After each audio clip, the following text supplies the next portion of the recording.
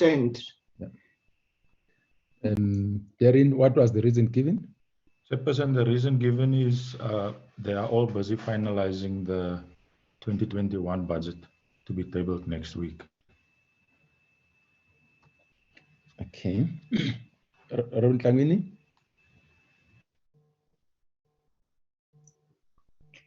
Chair, like I'm so reluctant to accept this apology because I mean it's not the first budget that the DG would be busy with, and also secondly, I mean this is a virtual platform.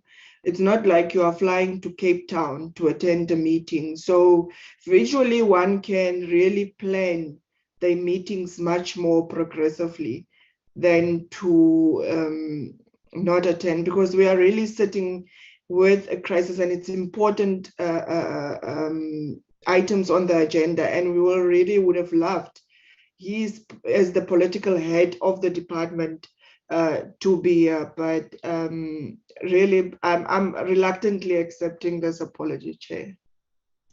I think Honorable Tlangwini, let's write to the DG and express what we are saying, and say that the committee will definitely would like to him to attend these meetings. Especially, I was looking at today's agenda. It's a very important agenda. Obviously, we know there will be apologies sometimes, but yesterday the DG was not in, and today, and as Honorable Tlangwini is saying, it's not an emergency. The budget is known, and this is a virtual meeting. I think let's try to get that back to the DG. Darren? Yes, Chairperson, got it. Okay, thank you. Right, let's hear from the Office of the Chief Procurement Officer. Who's leading the team today? Chairperson, it is Estelle Sitan from, I'm the Acting Chief Procurement Officer at the National Treasury, and I'll be leading the presentations, and with me I have some of my colleagues who will be assisting with answering some of the questions that may be posed after the presentation. Okay, thank you, Mr. Sitan. How much time do you need?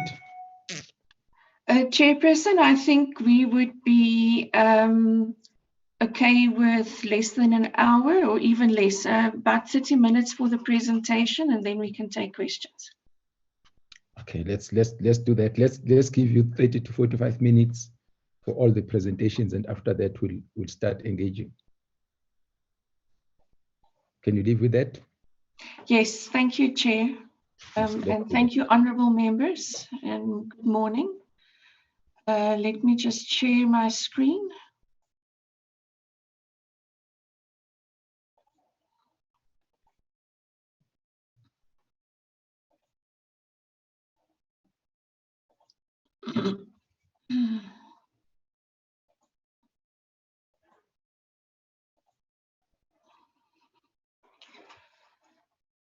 Thank you very much, and good morning, Chairperson and honourable members and colleagues, and all protocols observed. This morning, the OCPO will be presenting to the Standing Committee the Q3 deviations and expansions, as well as the COVID expenditure based on information that is received from government institutions as they report. Estelle? Yes, Chair. The presentation, is it on a slide form? Does it show the, let me just see. Yeah, that's better. Is that better? Thank you, Chair. Yeah. I wasn't, because I'm working on two screens, I wasn't quite sure which one is showing. Thanks for that. So, Chairperson, we will be outlining this morning the legislative basis for deviations and expansions, some of definitions. We will be looking at the Q3 deviations, Q3 modifications, contract modifications, some of the reasons for these deviations and modifications, as well as some trends and observations of last quarter, and some operational challenges and remedies if we have time to do that. So in terms of the legislative basis for these deviations and expansions, it comes from Treasury Regulation 16A 6.4, which states that if in a specific case it is impractical to invite competitive bids, accounting officers or accounting authorities may procure goods and services that is required by other means and provide the reasons for such deviations. In 2007 and 8,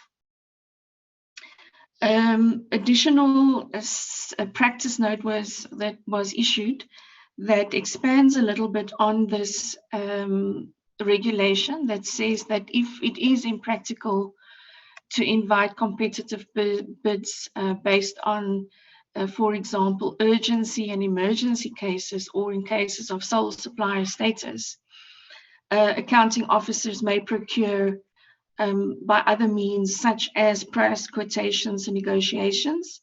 These deviations will have to be reported and recorded, or recorded and reported within 10 working days to the relevant Treasury and to the Auditor General in all cases where such a transaction was above 1 million. In 2016-17, an additional instruction note was issued that expands a little bit more, again, on what is considered an emergency procurement. And in this case, the emergency procurement definition is basically where a serious and unexpected situation that imposes an immediate risk to health, life, and property or the environment, and there is insufficient time for inviting competitive bids. And then in the case of sole source procurement, it is where there's only one supplier that has this unique capability of providing the service. Yes, Chair. So sorry to interrupt you. So before you proceed, I just want to make sure that we are clear about the definitions, right? So that we understand what they're saying. Yes, Chair. For instance, let's define deviation in very simple language. Will I be right when I say a deviation is when an SOE or a department or an agency applied not to follow the procurement rules? Yes, Chair. It is. Yes, it is a deviation from the normal competitive bidding process, which in government's case would normally be the open competitive tender process. So these would be deviations from that process, and accounting officers and accounting authorities, in the cases of emergency and sole source procurement, accounting authorities and accounting officers can approve such deviations. Any other deviation can be allowed with the prior written approval from the relevant Treasury. So the only two deviation processes that are then approved by an accounting officer would be those two: emergency and sole source supply. Any other to be subject to a Treasury's approval. But further to this, Chair, these are just the deviations. Then there's also a definition for expansions, and I'll go to the definitions just now. The expansions on contracts or on orders, again, within the accounting officer's authority, they can approve expansions of contracts and orders that is within the 20% or 20 million for construction-related goods, or 15% or 15 million of goods and services. So accounting officers can approve any expansion within those thresholds, and again, any deviation in excess of these thresholds will have to be approved by a relevant treasury. So some of the definitions of what we consider to be an expansion or a contract modification would be, firstly, an extension of a contract. And this means that there is an extension to the duration of a contract, and this may or may not have financial implications. If it is an extension on time only, it would not have financial implications. An expansion of this is where they are changing the original scope of the contract to include additional scope obviously for reasons which they need to motivate.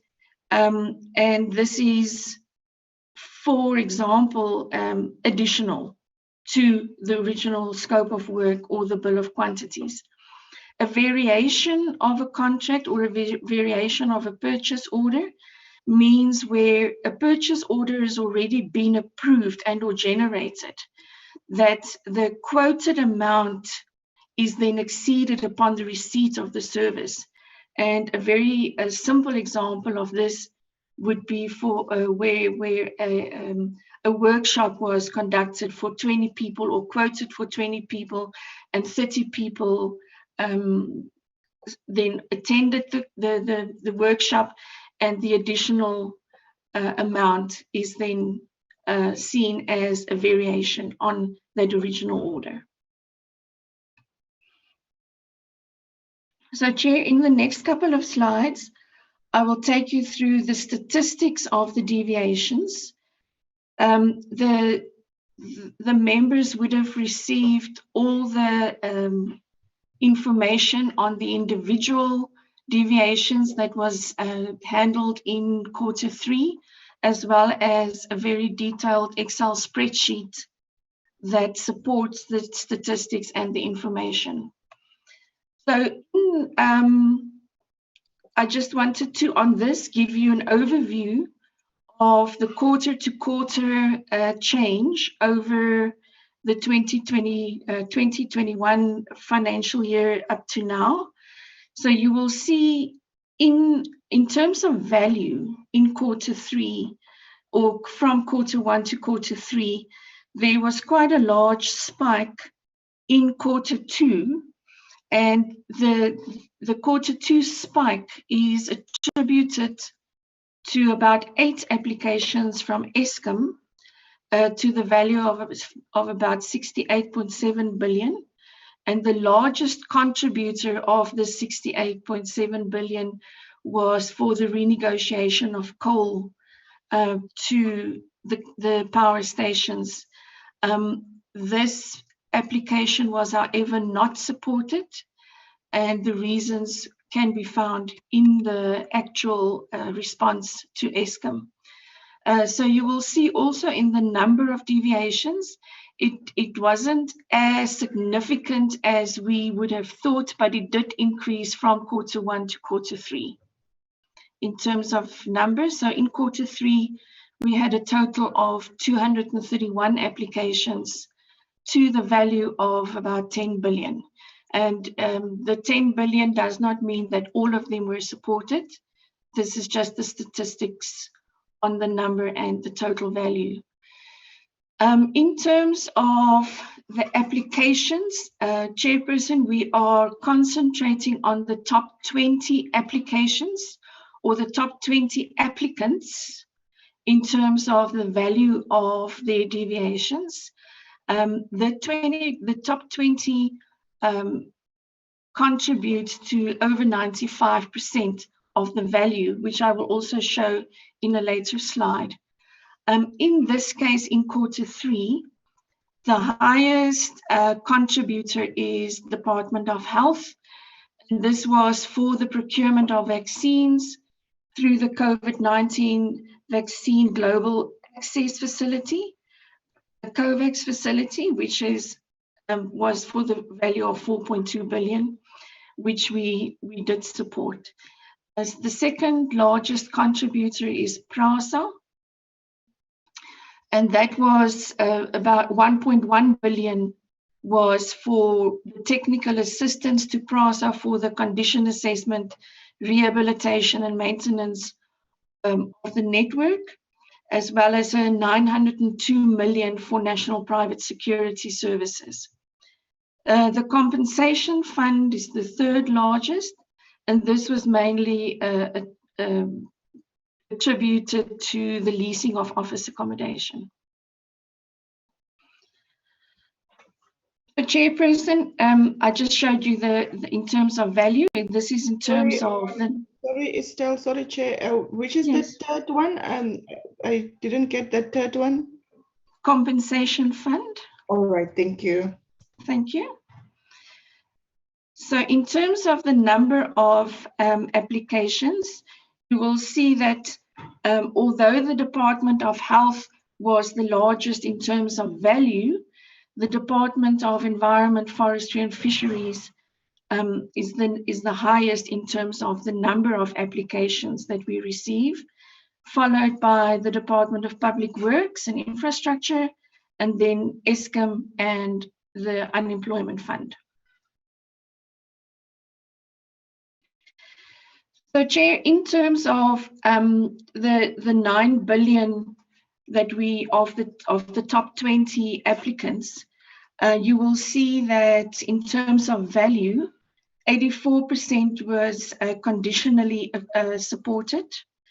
An additional 11 or 166 million was supported, 969 million not supported, and the rest was either within the accounting officer's mandate for noting, and the others were noting for sole and emergency procurement that we just noted.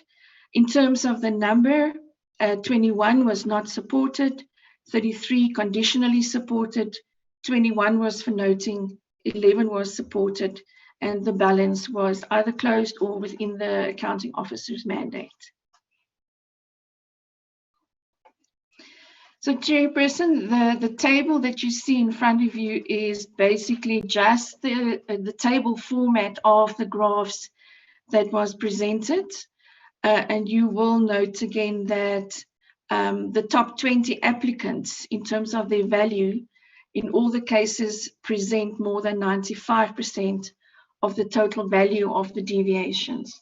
So in this case, 231 applications was received, and 89 of them makes up 95% of the value. I'm going to follow a similar process with contract modifications, where again you will note again that in terms the top 20 applicants in terms of their value movement, in all the cases the quarter 1 more than 95% to quarter 2 was quite significant in terms of value, and in this case it is attributed to about 21 applications from Eskom to the value of 29.1 billion, and the largest of this 29 billion was 13.4 billion for the turbine expansion of a contract for the turbine generator at the Medupi power station. All of this information is available in the Excel spreadsheets that was provided, and the actual letters of response and applications that we've received.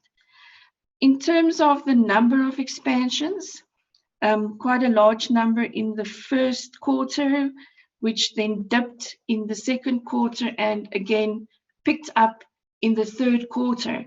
And the main reasons, or the main reason for this, honourable members, is basically that during the second quarter, there was probably quite a lot of tenders that could not be finalized due to COVID, and therefore quite a lot of departments had to ask for either deviations or expansions of contracts or modifications on contracts.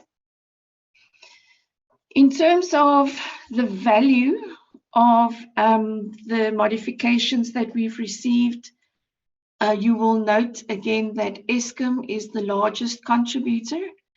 As in the previous slide, the 1.98 billion that it contributed to the modifications was for 21 different applications, and the largest of the 1.98 billion was a 551 million application for expansion for the supply, transporting, erection and dismantling of scaffolding and insulation material.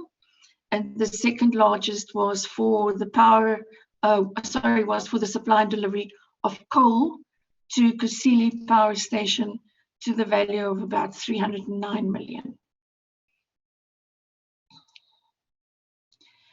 Chairperson, then again, in terms of the numbers, you will see in Q3, Eskom was the largest contributor in terms of the numbers, followed by the revenue services and by the ETDP CETA.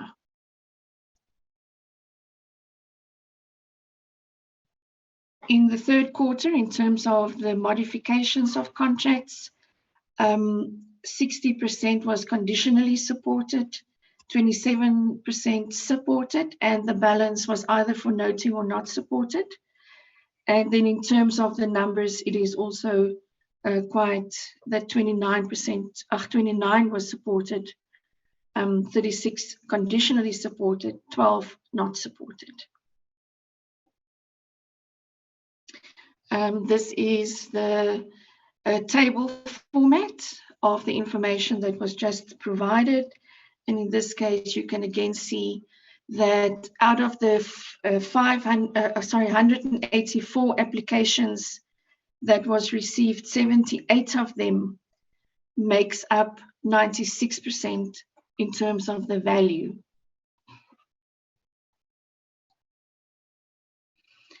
So, Chairperson, the common reasons that we found in for the deviations and expansions that government departments pose when they motivate for deviation is then either for sole supplier status or single source suppliers, and this is usually due to contracting with OEMs. There are a few that has requested for some closed bidding processes due to limited markets. This obviously all needs to be motivated and proved. Quite a few on business continuity. And in terms of our SOCs and with the recent turnaround strategies, we do find quite a few reasons based on a business strategy or operations. There are some reasons for service delivery urgency. And in cases like this, we have to look at whether it was due to bad planning or a real urgency. There's also some extensions on current contracts due to new tender processes that could not be concluded in time, either due to COVID or due to not planning properly. There were some reasons about failed tender processes where an award could not be done and they had to restart tender processes.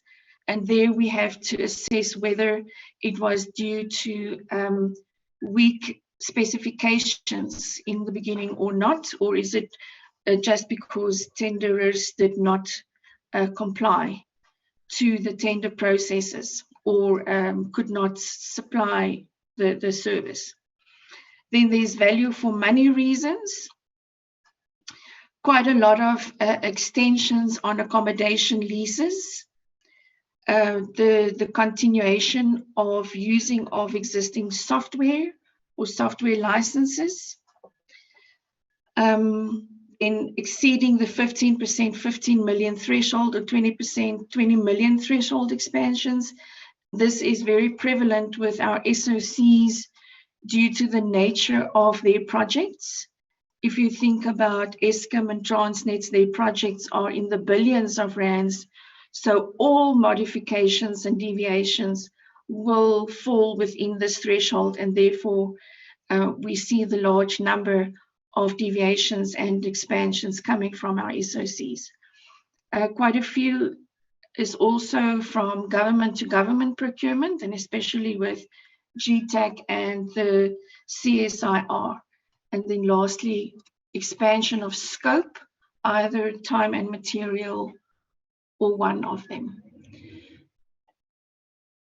Chairperson, then also some trends that we observed during the last quarter, or even the last 3 quarters, that there is an increased number, however slightly, in the number of departures from competitive bidding processes. There is a continuation or a continuous modification of contracts that keeps same service providers. And in cases like this, we need to follow up, or we do follow up, and want to have very clear motivation of why this is happening. There is an increase in order disputes.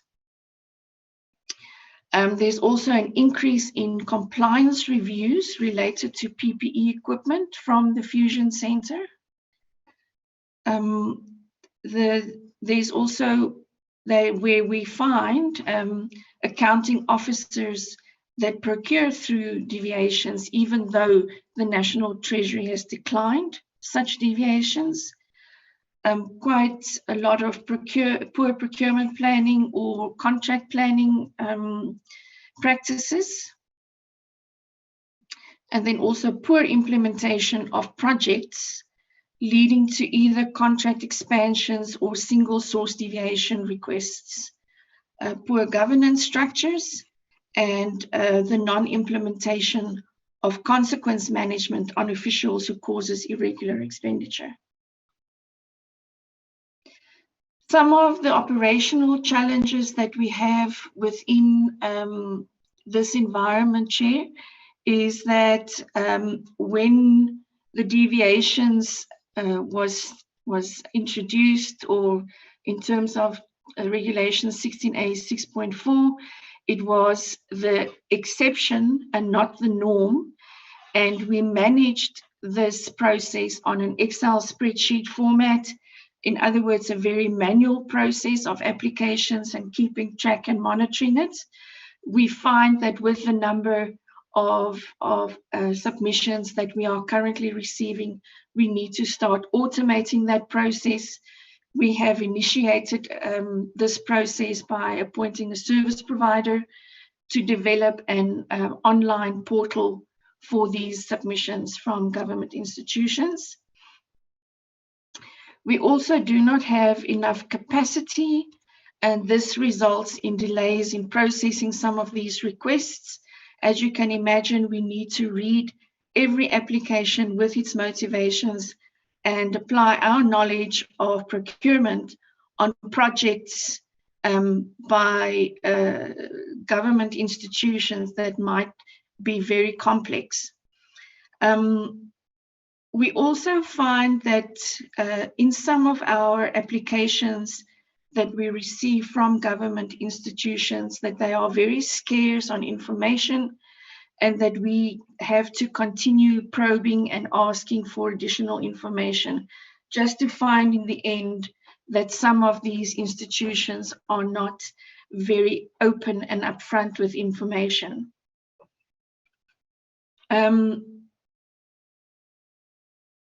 Then also we have an increase in investigations due to the inappropriate use and implementation of emergency procurement procedures. And there we are assisting with some bid and emergency deviation reviews together with the law enforcement agencies at the Fusion Center. So, Chairperson, that was in terms of the deviations and expansions. I will now go into the reporting of the COVID-19 expenditure. And you will probably note that the information is very static. And for that reason, I have asked Tumelu just to be on standby to take the members through the interactive dashboard. The slides that you would see coming are just screenshots of the main pages, and it does not provide proper information that the members would like to see. So, Chairperson and members, you would have, you may recall that in August, the National Treasury issued Instruction Note 11, where we requested government departments to return back to normal procurement processes and not emergency procurement as an automatic response. And in this instruction note, we also requested them to start reporting on COVID expenditure. And in this instruction note, we provided a template with basic information that is needed for this analysis. This coincided with the instruction from the President for ministers to publish their COVID expenditure. This instruction note just gave rise, or just acted on that instruction by providing a structured format in which the government institutions had to report.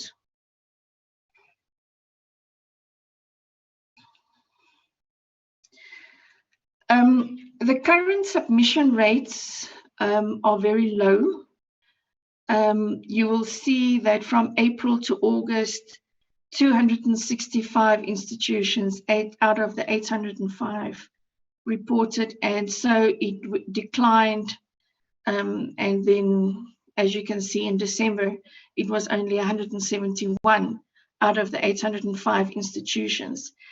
And here, we are looking at contacting and writing to government institutions that are not complying, but it is quite an arduous task to contact 805 institutions and remind them. So we have provided the members as well with an Excel spreadsheet indicating the departments and government institutions that are not complying to this instruction. This dashboard, this reporting framework, is providing a list of 28 standardized COVID-19 item descriptions. This enables us to provide average pricing information and also flag overpayment based on baseline prices. It also allows us to integrate with the supplier, the central supplier database that can assist us in flagging and informing government entities of individuals and directors of companies that obtained COVID-19 contracts and the amounts of payments that they receive. The dashboard also provides the top 20 suppliers in terms of the orders placed and the payments received, and the bulk of the spend went into sanitizers, masks, and then infrastructure. This dashboard is a very fluid dashboard. In other words, we update this as we get the reports from the government institutions. So the one, today's statistics will not be the same if you go back to the dashboard tomorrow. So as at the date, I think it was the 4th of February, the statistics was that we had, for example, 444 government institutions that placed orders to the value of 19 billion to 8,667 suppliers, and probably about a 9 billion rand worth of payments.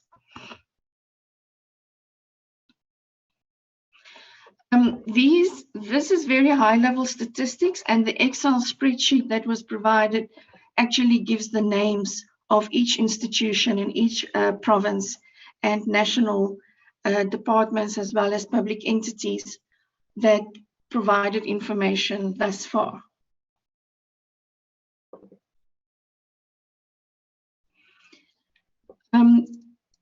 The table here is also provided in Instruction Note 11, indicating the deadlines of submission and the report to be published. And as I just mentioned, this is a fluid dashboard, and it changes from day to day.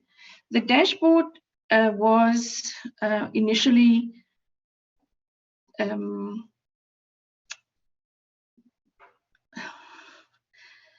it had 4 dimensions or 5 dimensions in which we are reporting. The first is a report summary. The second is the items on which we are spending the money, supplier details, a supplier analysis, and then a transaction list. So, Chairperson, the next couple of slides are just screenshots of the main page.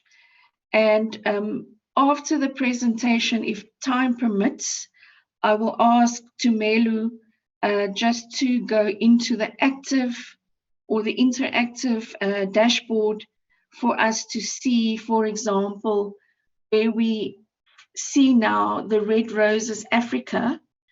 If we drill down into that, you would see the transactions and which departments or department contributed to that payment, or and also, you can see drill down right through to the transaction level and the company detail and the directors.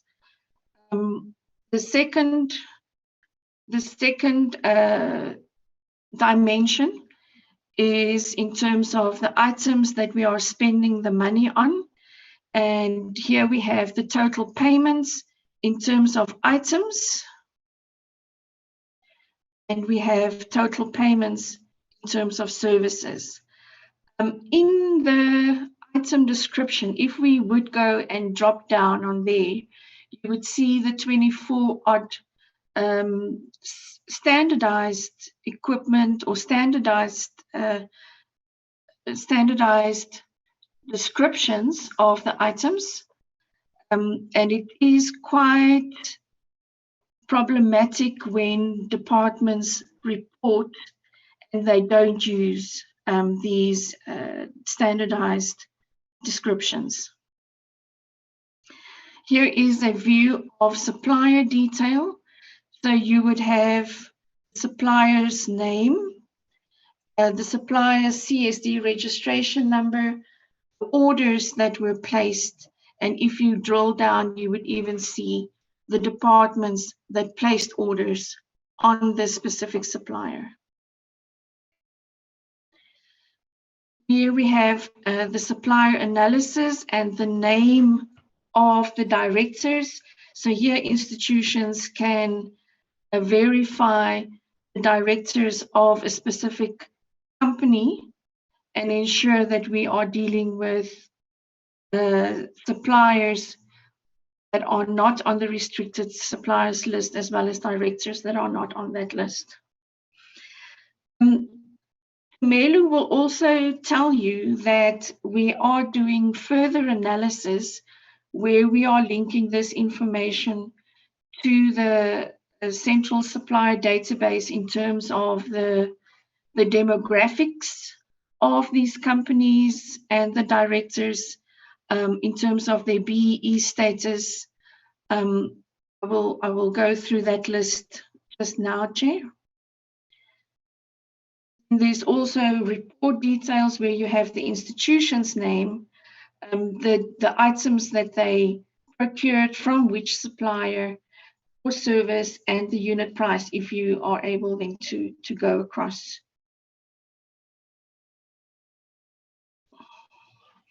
So in terms of the top 10 institutions, we can see that in terms of value, the Department of Health was the largest in terms of placing orders at the value of 4.2 billion. Infrastructure development, Gauteng, 2.1 billion. And so we go, and you can see even police, 1.6 billion, and so on. What is interesting is this is the value of orders placed. And I'm just going to go quickly over to this one, where you can see that out of the 4.2 billion for Gauteng Health, 1.4 billion is actually paid. Police placed orders of 1.6 and they paid 1.6, and the same, you can do that comparison.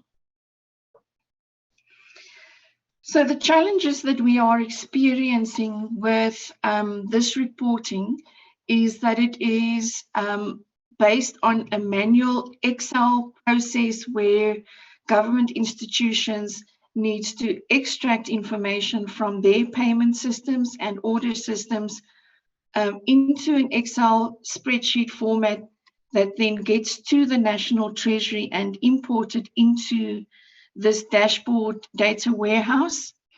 So it is dependent on the accuracy of the information provided to the National Treasury by the institutions. We are also issuing letters to organs of state, reminding them to report, especially those that are not reporting. And the use of non-standardized item descriptions makes the comparative and average pricing exercise quite difficult. Data quality, as I just mentioned, in some instances are very low due to the incorrect use of either item descriptions or the units of measure, and it makes the consolidation of payments across transactions quite difficult. What's up, group? I hardly see that scrolling over. If you had written there, you want to speak, then let me give you first. I normally look at my SMS on my WhatsApp and also on the. Please mute who's. Thank you. Okay, they've muted Dr. Tlomo. Thank you very much, Chair. Okay. The Treasury is busy with a deeper analysis that we will be doing regarding the suppliers that benefited from COVID, based on their BE status, the ownership, and the demographics of the owners. We will also be linking some of this data to the financial systems data, which is BAS. We are continuously following up with institutions to improve on their submission rate.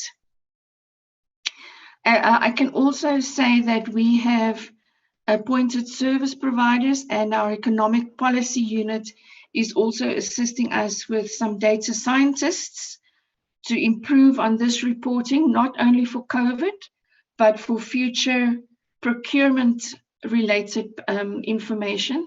Because, Chair, you would know that the government does not have an integrated procurement system.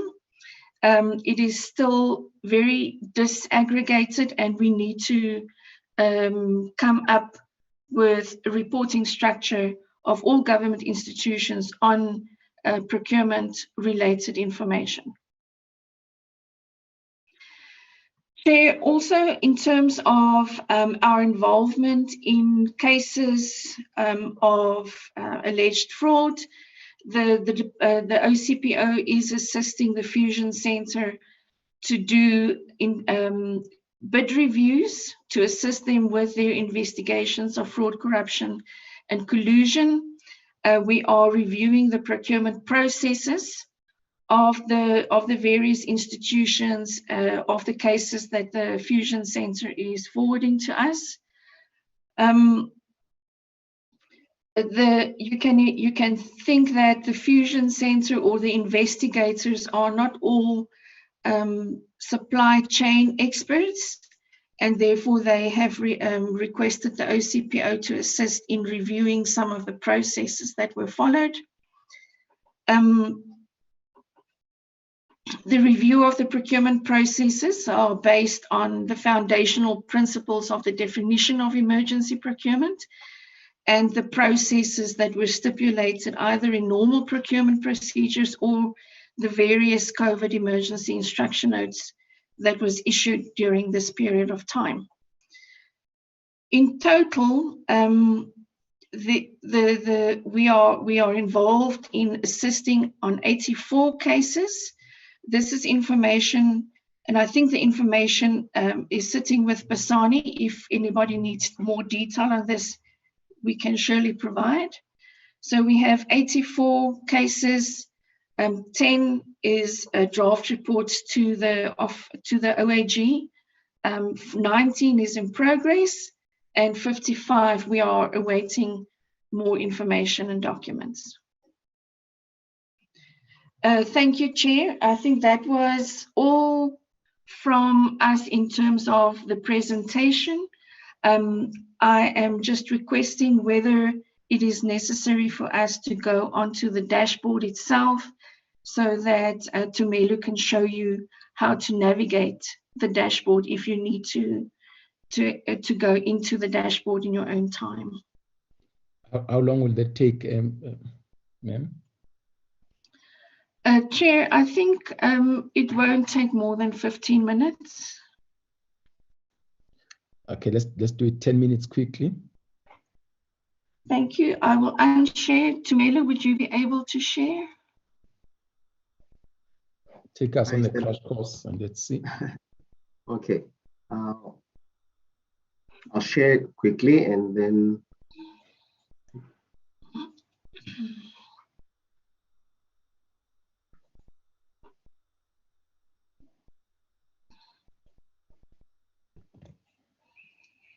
good morning, Chair, and good morning, members. It seems like I don't have the rights to share. Perhaps maybe Estelle, can you get there and then maybe you can drive and then I can just talk through it. Okay.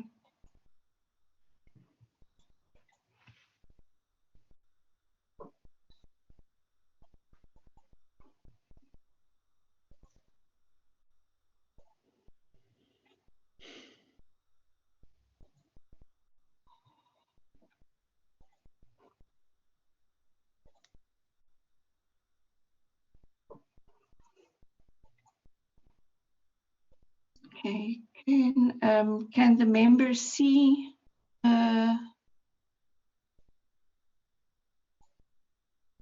Nothing.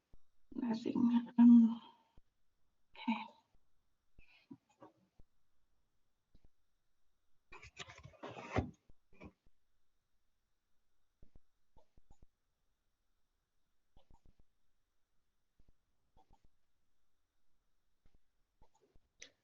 Estelle? Chair? If technology is failing us, I think let's shelve it and then proceed. What do you think? Chair, I think maybe we should take a couple of questions and then I can try and get the dashboard up while we are taking some questions. Okay, thank you. Let's see oral members who would like to have a bite on this. I see some oral members have got engagement somewhere. Honorable Sarupen and Honorable Sheikh. Oral members, can I just ask Honorable Sarupen 2 minutes to pose his questions before he leaves us, and then after that allow Honorable Sheikh. Honorable Sarupen, over there. Honorable Sheikh, come in. Thank you very much, Chair. Thank you for that opportunity. I don't have much time, unfortunately. I'm really beginning to miss this committee, but thank you very much for that presentation. I think I'd be interested in one particular issue, and I think you are aware of this, that we found that in the last couple of years, 17,500 as a result of the BEE, 17,500 millionaires emerged who have been enriching themselves at the masses. So I'd like to know, based on this, and I think you just did touch on the issue of the BEE companies, I'd like you to perhaps at some stage provide us more information on exactly who these people are and how they benefited, to what extent, so that we'd be able to interrogate this. Honorable Sheikh, we don't see you. We are cutting your face. Yeah, oh, okay. Is that okay now? Yes. All right. So yeah, I'll just, like I said, I'm more interested in the issue of the BEE companies that were awarded some of these contracts and then have been found wanting. And you know what, the stats that we have, Chairperson, that whilst the level of inequality in South Africa is increasing at an alarming rate, 17,500 millionaires have been created in South Africa as a result of this BEE. So I would like to know exactly who these BEE people, how they benefited, what they benefited, so that we could start addressing this, whether the BEE system is actually promoting corruption in a way, or whether there's enough mechanisms in place to ensure that it is actually empowering people and advancing Black economic empowerment in South Africa, but not for the wrong reasons. I'll stop there. Thank you very much, Chair. Thank you. Okay, members, let's see. Let me just see. Would like to have a bite on the presentation by the OCPO. Let's see, honorable members. Matafa. Mlenzana. Honorable Matafa, Honorable Mlenzana. Tlangwini. Honorable Tlangwini. Tipuo Peters. Honorable Peters. Kaiso. Honorable Tihale, Honorable Kaiso.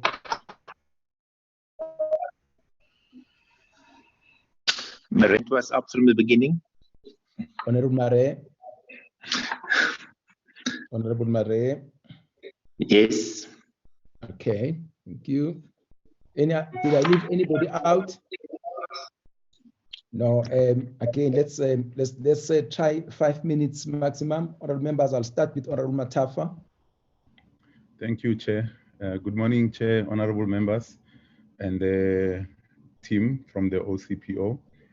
Chair, I just have a few questions. The first one is a high-level question with regards to contract extension.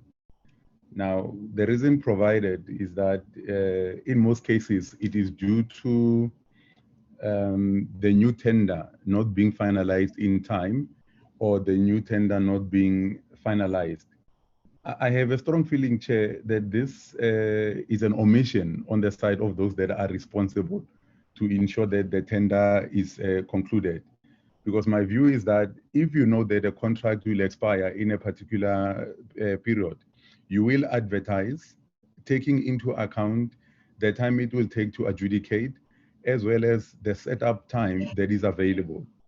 Now, the question that I have is, what measures are available to the OCPO or national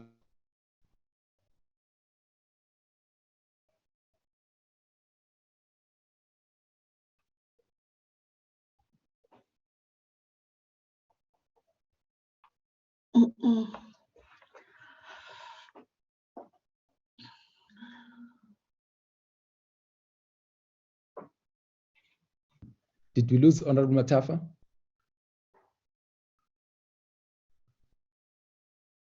Hello? Hopefully not. Did we lose Honorable Matafa? Yes, Chairperson. Okay, let's go to Honorable Lenzana.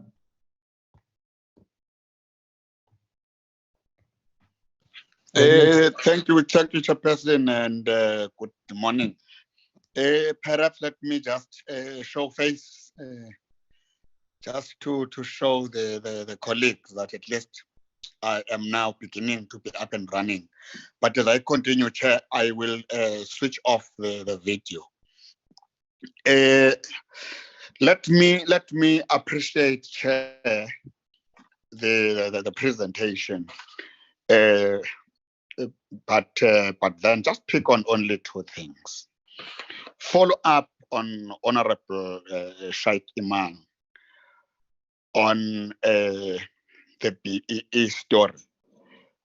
But for me, it would be to check if the Chief Procurement Officer is able to detect if there is any fronting.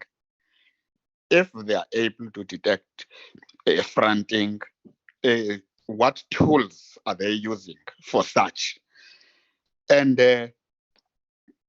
if then they are doing such, has there anything that has been picked up to say, yes, we have begun to see that there is fronting and the abuse of the BEE by the would-be powerful beings? Then the second one would go to the deviation part. But also, I know some applications for deviation have not been approved and some have been approved. But my interest, Chair, is mostly with Eskom. Why was it not possible to foresee that Eskom was facing procurement challenges and hence the need for that 67 million deviation? And also, who is in charge of procurement and what skills are there in terms of qualification, experience, and all of the personnel that is responsible for procurement at Eskom? I've got reasons, Chair, for these questions, but I will come back later on if I do have. But then the last one also on Eskom is, can Treasury confirm if Eskom, when I'm saying Treasury, true, of course, the procurement officer, can it be confirmed that Eskom actually received the tariff increase approval of 15%? If so, how far will it go in resolving the financial difficulties faced by Eskom? I will take only those, Chairperson, for now, listen to the responses, after which then I will come back if you give me another bite. Thanks, Chair.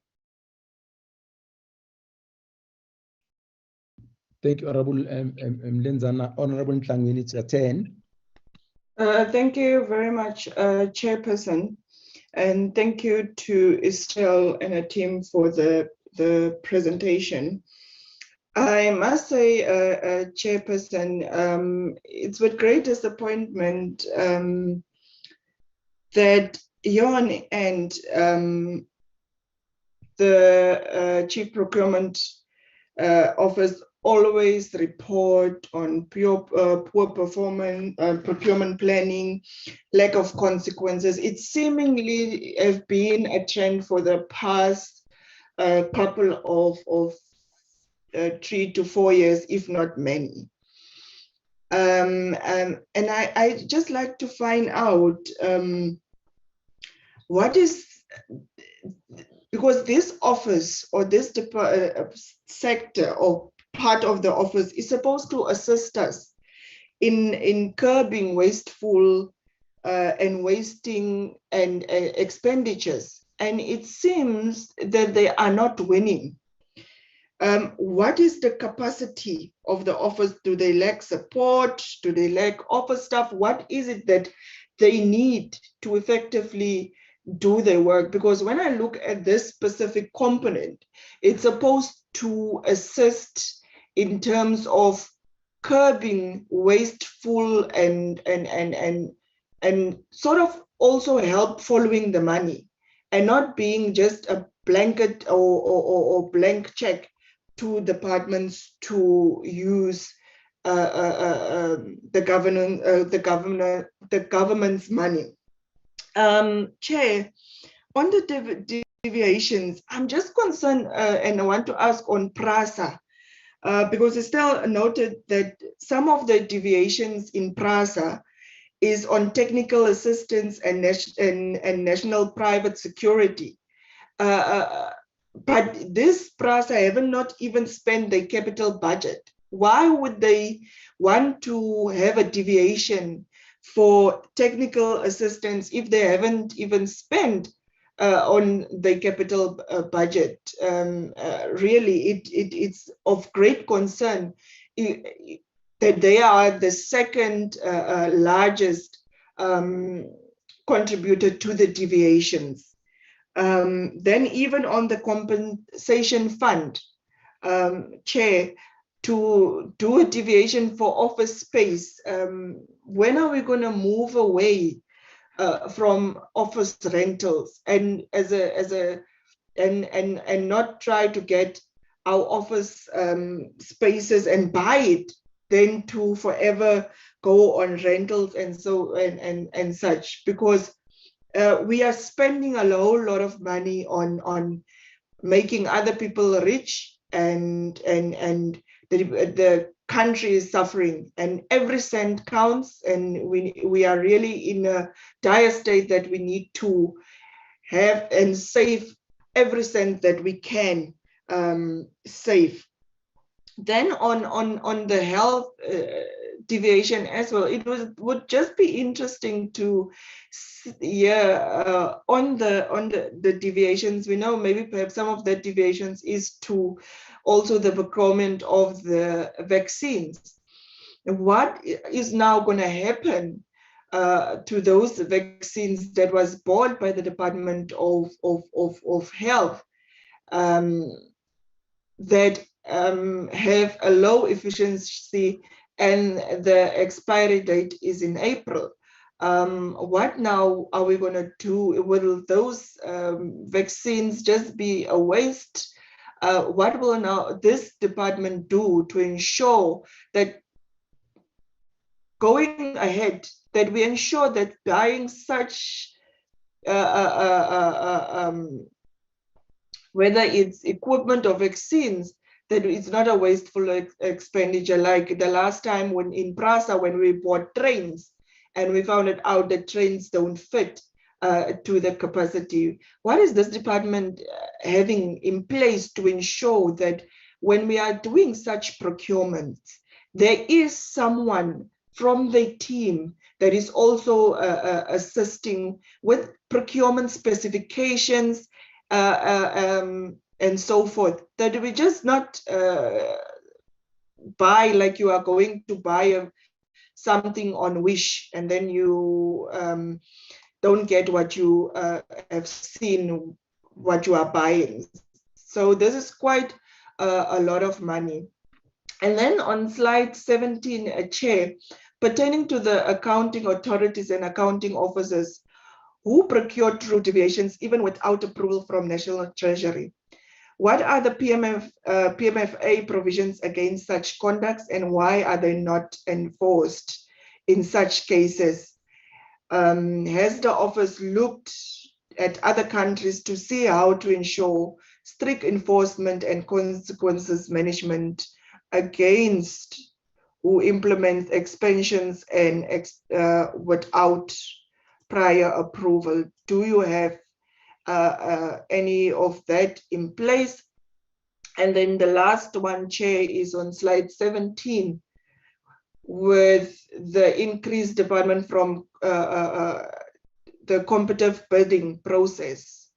Estelle, what seems to be the major reason for this trend, and who is the major culprits in that regard? Thank you very much, Chair. Thank you, Honorable Dlamini. Honorable Matafa is coming.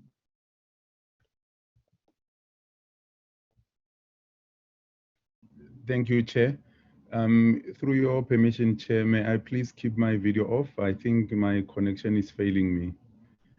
Perfect. Chair, yeah, as I was cut off, I was speaking on the issue of transformation.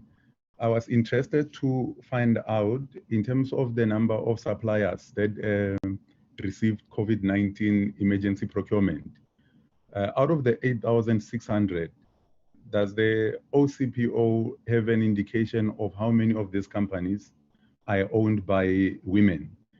And I think this point also speaks to what Honorable Mlenzana raised about fronting. And then coupled to that, there is a mention on slide 16 of a deeper analysis that needs to be done regarding the suppliers that benefited from COVID-19 transaction on their BEE ownership and demographic of the ownership. Now, the interest there is on the timeframes. Are the timeframes in which we can expect to have feedback with regards to this particular analysis? And also with that, Chair, is it not in the OCPO scope of operation to monitor these contracts prior to them being awarded so that preventative measures can be taken, unlike having to follow and try to correct things that would have happened and we find ourselves a few steps behind those that might have been in the wrong. And the last one, Chair, in terms of the discrepancies, in terms of the payments that have been made to those that have benefited in the emergency procurement, we note that there is a major allocation, which is reflected on slide 7, that is made to Red Rose Africa and Masikame Trading. Is there any specific reason why theirs is such a significant share of the overall COVID-19 payment as compared to the rest of the suppliers? I will pause there, Chair. Thank you very much for allowing me a second bite to my engagement. Thank you, Chair. Thank you, Honorable Matafa. Honorable Peters, please come in. Thank you very much, Chairperson. I would also request that I be allowed to switch off my video. Are you agreeing, Chairperson? Yes, please continue, Honorable Peters. Thank you. Thank you, Chairperson. I think, Honorable, I need to take this opportunity to thank the Office of the Chief Procurement Officer for the presentation, but also to indicate, Chairperson, in the same vein that Honorable Matafa seemed to have taken 3 points from the areas that I would have spoken to, especially the one of the number of companies owned by women who benefited from COVID-19 procurement, and the issue of slide 16 and the Red Roses issue. You have covered it well, Comrade Matafa. I think, thank you very much for that. Chairperson, I want to know from the Office of the Chief Procurement Officer, whether they do have capacity to deal with the volumes of requests for extensions, deviations, and modifications within the requisite timeframes that they are supposed to. And do departments or organs of state create the environment for these deviations, modifications, and extensions? Because it seems to me that the conditional support that the Office of the Chief Procurement Officer and Treasury gives always exceeds the direct support. And why? It seems there's collusion between the Office of the Chief Procurement Officer and entities to allow for this conditional support, because conditional support shows an number of 21, and then for the actual support, they give a lesser number. The issue related to the extension of accommodation is, for me, acceptable, Chairperson, especially in situations where there was lots of money spent to make the facility conducive for the lesser. But equally, I would support what Honorable Tlangwini said with regard to government investing in its own properties to make it possible that the monies that are being used to rent can be released to directly service the community of South Africa. Chairperson, slide 19 is worrying on the trends and observations. Who are the main culprits in all these 11 trends, Office of the Chief Procurement Officer? Are these repeat offenders? Can the Office of the Chief Procurement Officer give the committee more details? And what consequences does National Treasury mete out to accounting officers who, despite being declined, continue doing that which they wanted to do? Because it means that people go to request for deviations or more extensions and still say, we will go ahead irrespective, because they know that it will then go to SCOPA or it will be qualified as irregular and then end up going to SCOPA and they're going to get a condonation. On slide 20, investigations which have the Office of the Chief Procurement Officer has done. I would want to know the success rate with these law enforcement agencies, especially if you look at the number of cases that you would have dealt with. I'm also interested, Chairperson, in the Office of the Chief Procurement Officer providing the committee with information on the last 5 years, the number of investigations that they did that were referred to law enforcement officers that were carried through to the end results. Have we seen people being arrested for wrongdoing, if any? We want to know that. Slide 28, provinces which invested in quarantine and isolation facilities or even created field hospitals, were they fully utilized? Because I would want to know whether there would have been instances where there was over capacity and the facilities were not utilized fully, especially where it was hotels, and hotels have been paid huge sums of money. Like, for example, we see the amounts that were paid to Lagoon Beach Hotel, and it seems to be a standard amount that shows that 4 different periods or 4 different contracts were signed, but the amount is the same. On slide 35, which organs of state have not reported by province and even those nationally? It is important for us to know. And the incidents, Chairperson, lastly, of fronting, how rife was it in the COVID-19 procurement process? And what recourse does this office do or have for companies or for those who are found fronting? And again, Chairperson, I want to insist, we need to know how many companies owned by women and the youth and people with disabilities benefited from this COVID-19 procurement, especially in view of the relaxed guidelines that were provided. Thank you very much. Thank you, Honorable Peepers. Honorable Tihale. And honorable members, please mute, honorable members. Let's allow Honorable Tihale to take the stage. Honorable Tihale. Thank you very much, Chairperson. Thanks for the opportunity and greetings to all the colleagues. I'm sure I have greeted. I will do as the other members did by switching off my video chair. Let me take this opportunity and welcome the presentation by the Chief Procurement Officers. Members have said a mouthful, Chair. Truly speaking, the presentation is not pleasing to our ears. If you listen to the presentation and all the way you hear about the failure, you know, you just end up saying, yeah, Parliament is in a serious danger. And that is why when you check on the TV, for example, on the Zondo Commission, one other guy from the department was saying the members of Parliament are failing Parliament because they don't know what they are doing. So I think what the members have raised and what I'm going to put an emphasis on will be followed up very strictly so that tomorrow we have been seen doing our work.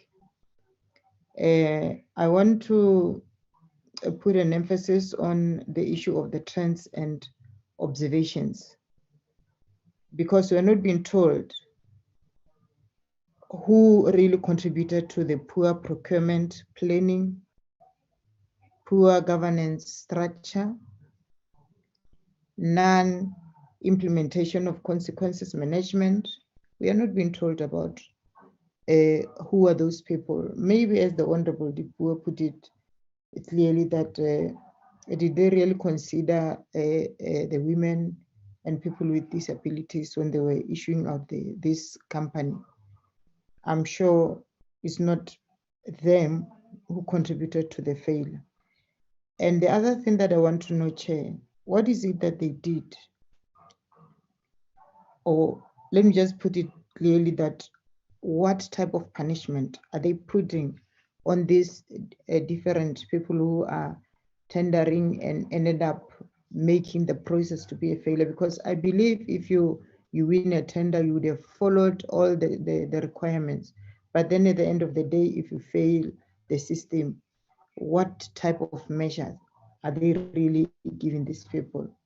Well, on the PPE, we normally receive the pictures that are just trending on the social media whereby people were using the sanitizers and their hands were damaged. This one is just from me, it's not from the presentation. I just want to check if ever they did come across this type of a challenge. And if ever indeed the sanitizers, for example, were not safe for the people, what is it that they did?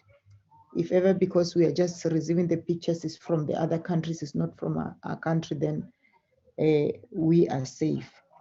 Honorable Ntlangwini touched on the issue of the offices, but I just want to say, if ever the person who is really checking or doing his work every day in the office when it comes to administration, can you really not know when is the lease of the office rental is coming to an end?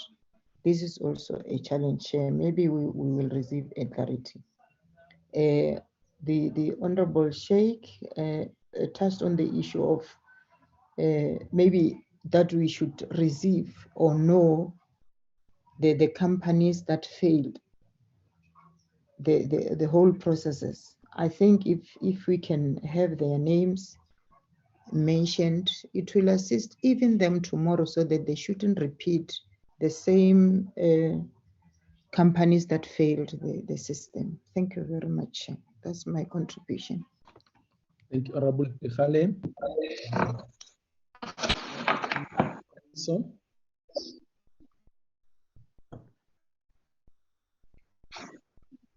Honorable Mare, please mute. Is it me? Yeah, okay. Okay, please, yeah. Thank you, Chairperson. Honorable Mare. Yes? Yes, Honorable Kai, so then you'll get after him.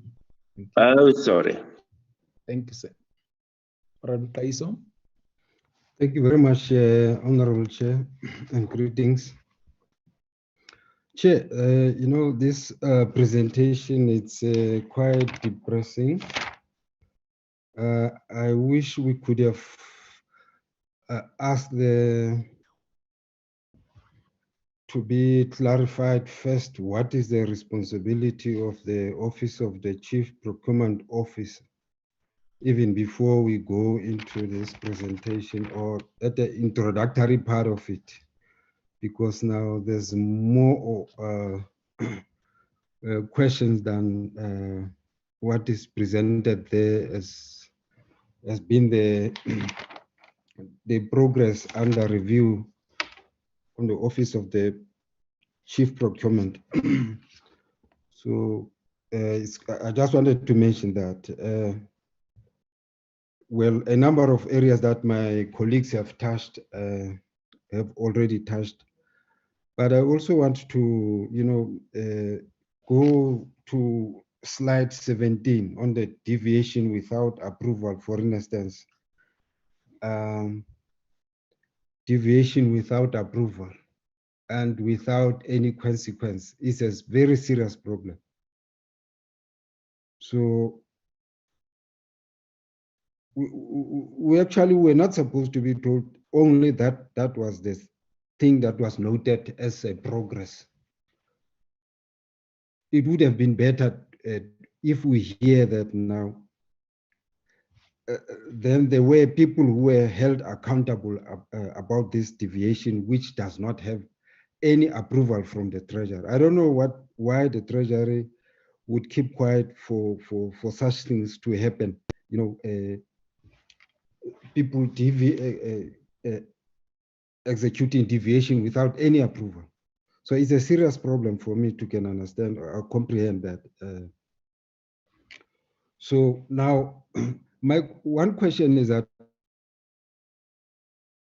now reading into what was unfolding during procurement, I just want to check with the presenter as to what compliance did you find any compliance with the Employment Equity Act as these service providers or companies who were doing business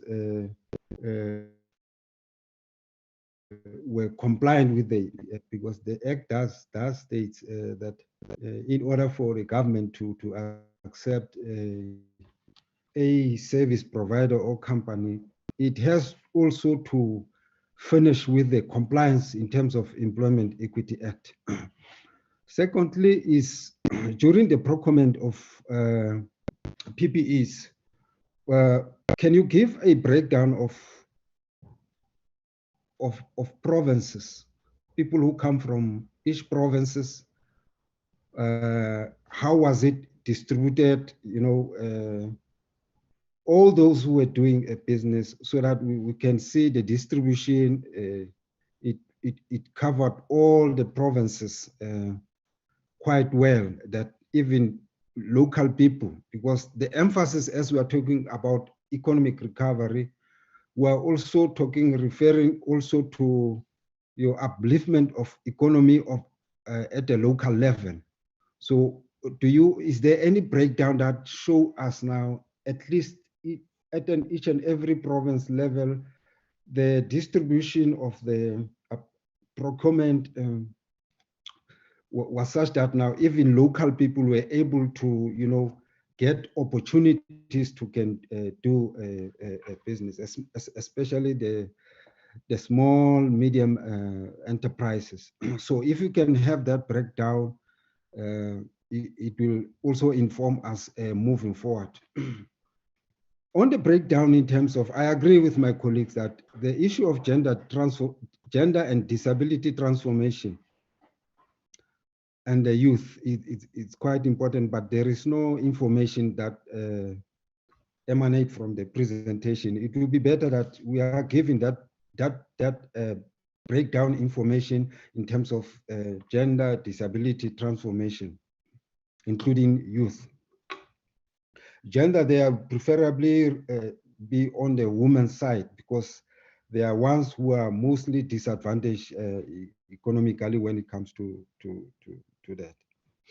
So now, my third question is, has the Chief Procurement Officer identified major discrepancies in terms of payment for the same quality items by different government departments? Because you find, for instance, a company A sells or service provider A has an N95 mask selling at 500 Rand, and the other one, the person or sells that at 20 Rand. Are you able to make a sample breakdown as to, even when it comes to procurement of these particular consumables, clinical consumables, you are able to read now that there is a consistency in terms of pricing, etc. Are you able to provide that background? Because it's very, very much important, because some people have found the opportunity to exploit the state by being so rogue in terms of pricing. So, yeah. So, Chairperson, those were the few questions. Let me stop here and I'll come if there's any other thing that I need to ask. Thank you very much, Chair. Thank you, Honorable Kaiso. Honorable Mare, now it's your turn. Thank you, Chairperson. I will be very quick. One question straight down the line. It's all about the accounting officers at the very institutions who deviate from the procurement rules as been stipulated. My question would be, the Treasury Department, do they have teeth to act immediately, to either recommend disciplinary action and to put people on compulsory leave? Because that's where the thing starts with that procurement process. So if we can actually address it at that point, and make people examples who deviate, then we will be much better off in the government. Thank you, sir. Thank you, Honorable Mare. If I may ask, Honorable Matafa, is there anything which came to your mind? One question? Second bite? Honorable Lenzana, second bite? No, Chair, I'm fine. I'm fine, Chair Person. Honorable Tlangwini? Your Chair, you springed it on us. We thought we were going to respond and then we come for second bite. Okay, Honorable Tikhale Peters. Yes, Chair Person, if they can answer after which then we give we're given chance at least for the second bite. Okay. As follow-up questions, if you have time, please, Chair. Okay, let's try that. Let me come in and let me also welcome the presentation. And I must say, Estelle, that there are too many questions than answers. The presentation raises a lot of questions. Let me start by saying, and I think we need Treasury to respond to this one, that since the departure of Mr. Brown, I think it was in 2017, the Chief Procurement Officer has been on an acting position. And I don't need to say much that for such an important institution, I don't think you need people to act there. For a number of reasons, you need a permanent person. But I think the DG should tell us exactly what is the problem. Since 2017, there have been different people acting in that, and it does create problems for us and for the country in general. And another general observation I'll make, I think there is generally a pedestrian approach on the matters raised here, which are coming up from this office. And the areas around this, they are from the SCM, right? As I said at the beginning, I was deliberately saying people should tell us, what do you mean by deviation? And it simply means that people saying, allow us not to follow the procurement policies and processes. That's what it says, right? And there are reasons why this parliament came up with the laws to be followed when it comes to procurement. There's a reason why different institutions will have procurement policies to be followed. Because as we know, there is no place in these institutions and in these departments, right, as problematic as the question of procurement. That's where you find corruption and malfeasance. That's where you find collusion between officials and some of the private companies. That's where you find a lot of rent seeking. So we can't afford to be pedestrian when it comes to these things. Honorable members, I think the question that I think before we end today's session, which I'll challenge you to apply your minds on. Now, this has been put to us. We have identified problematic areas. We have got suggestions and so on. Then, so what? What happens after this? What are we saying? Because what happens? It ends up being a tick box type of an exercise. We'd have gone through this thing, and next year around this time again would be faced by the very same thing, and so on and so forth. So the question which I think we as members of this committee should be able to answer before we leave with these things, what are we then saying, right? So that we don't find ourselves having to deal with it as similar problems next year.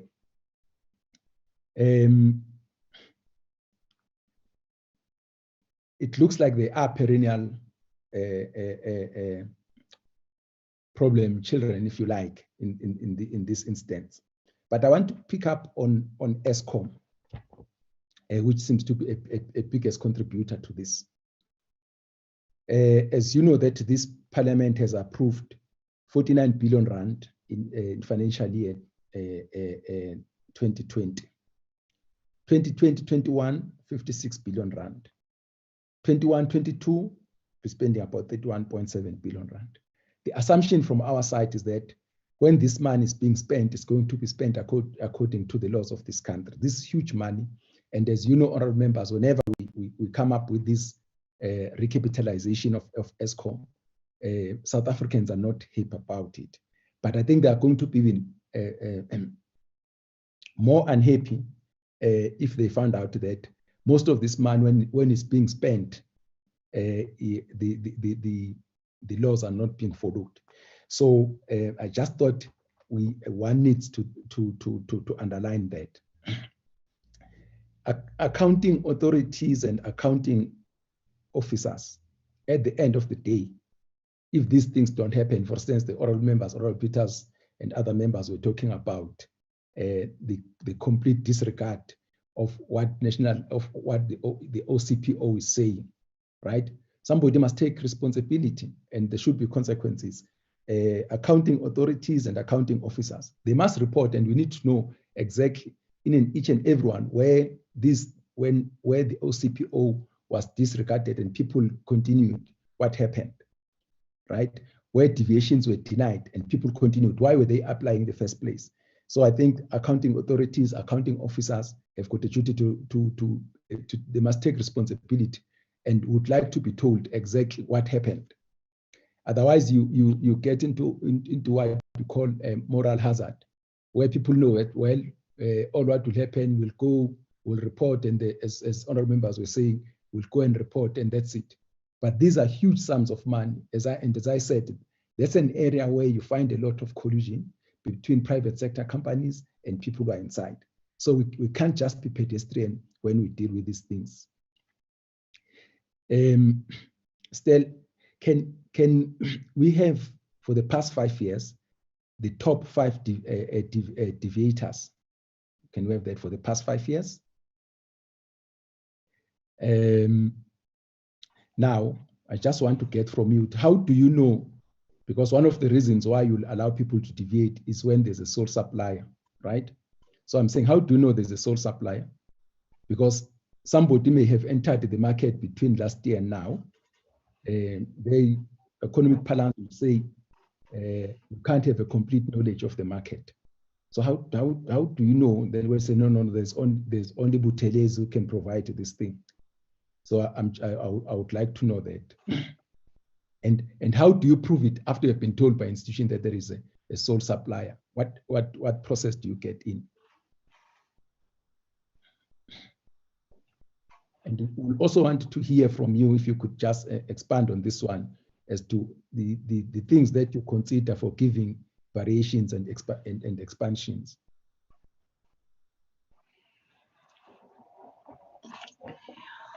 Then when you were talking about trends, and the oral members have spoken about this, right? Where we say there's an increased departure from a competitive bidding process. Huge problem, right? It ties in again with what we're saying, the question of lack of consequences. If there are no consequences, you get into a moral hazard problem, and where people know nothing's going to happen to them, and then when they see that nothing happens to company A or to department A, other departments and other SOEs will also follow. And I'm not surprised that's what we are getting. Now, Estelle, I want to know at National Treasury, I know at some stage this matter came up, who approves deviations and expansions? I don't want names. I want to say, is it an individual or is it a committee? And who constitute that committee, not in terms of names, but in terms of positions? Because these are huge decisions when people must deviate from the law. Who takes that decision? I know at some stage there was a problem that it was only an individual who took such decisions of billions of rents. What is the process now? And I think we would also like to know what is being done to try and increase capacity at your office. We can't come here and say we don't have capacity yet. We've got such a big responsibility in the whole of government. Also, do you have time frames as far as getting integrated procurement system? Estelle and your team, can you please respond to the issues which have been raised by the oral members? Thank you. And Estelle, if you don't have an answer, please don't try to get one. You rather say, no, I don't have an answer. We'll come back on this and then we write, because these are very, very important things. And all members, I've also given you a challenge that after this thing, what are we then saying? Estelle, please come in. Thank you, Chairperson. Will it be fine that I don't show my video, also just for connectivity purposes? Perfect. Thank you very much. I'm going to also request some of my colleagues to assist me with more of the technical questions.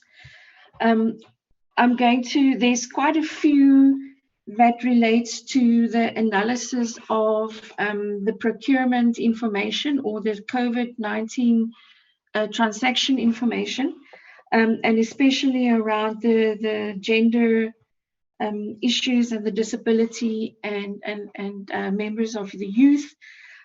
As I said in the presentation earlier, is that Tumelu's team, together with some data scientists, are busy analyzing and scrubbing this information to actually get to that kind of detail with regards to the BE demographics, the women, youth and disability demographics, the ownership demographics.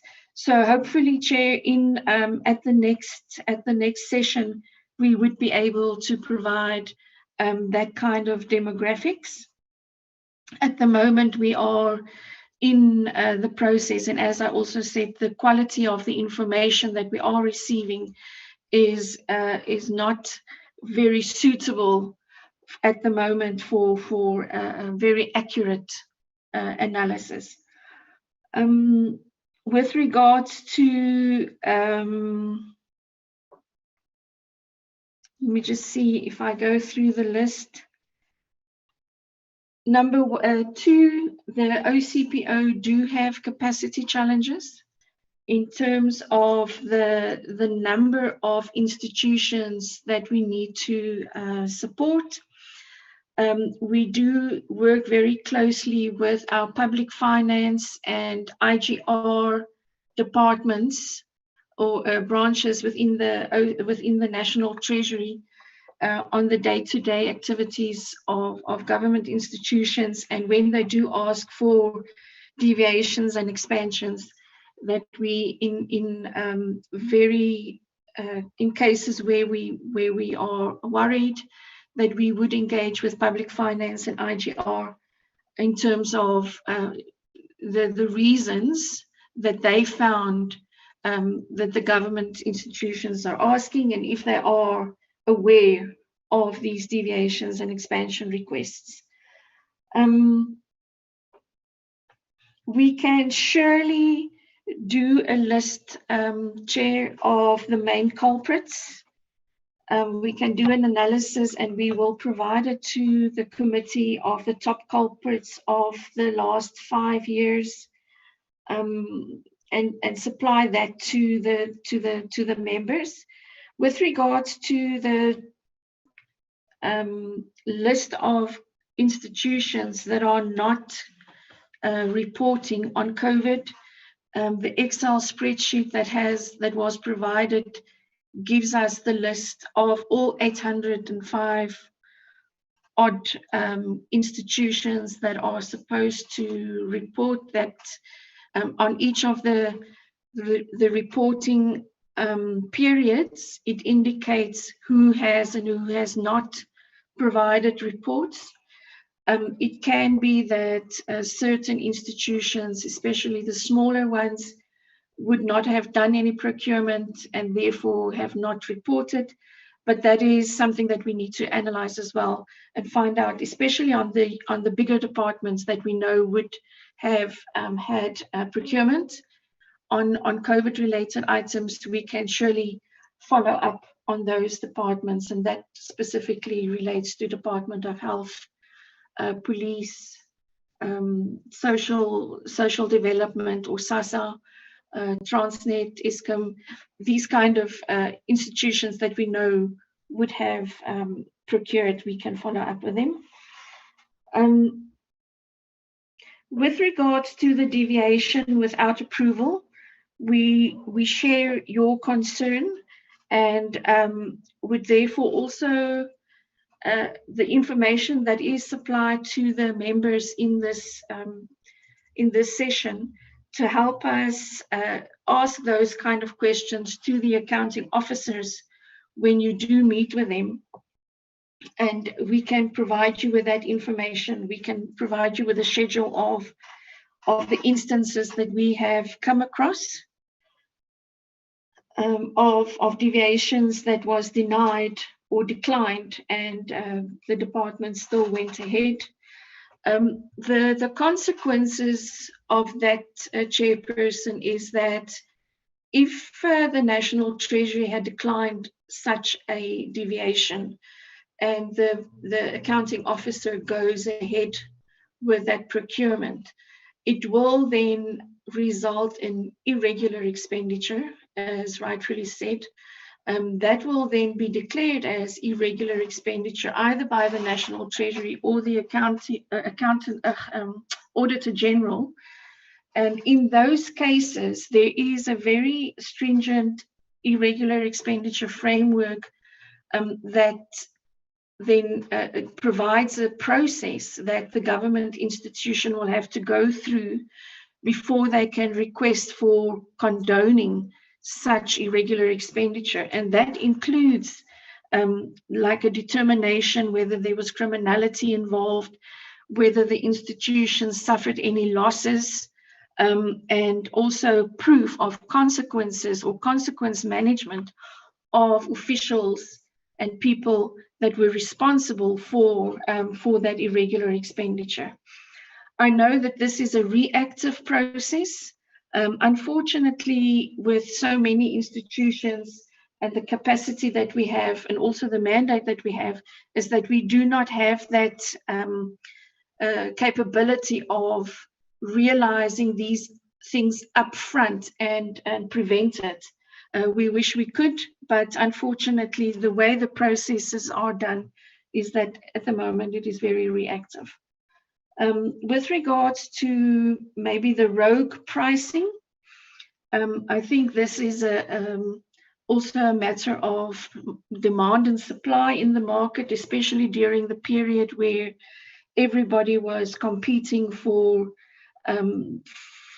items in the market, and suppliers having the power, the balance, or the bargaining power to ask prices that are beyond normal. And therefore the Treasury did issue a price list that is based on average prices that we found in the market at that point in time.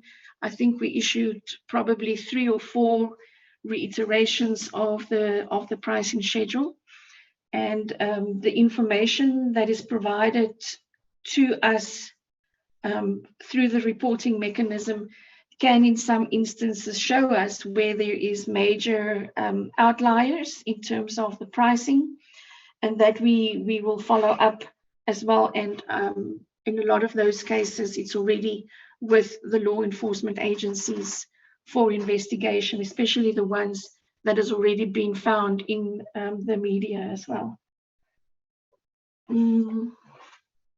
I think with regards to the CPO vacancy, Chair, you will have to ask that question to the Director General. We had that same question at Scopa yesterday. I know that they did interviews last year in July, and the interviews were not successful, and they are in the process of doing a headhunting exercise. But with regards to the status of that, you will have to maybe request the Director General for the process.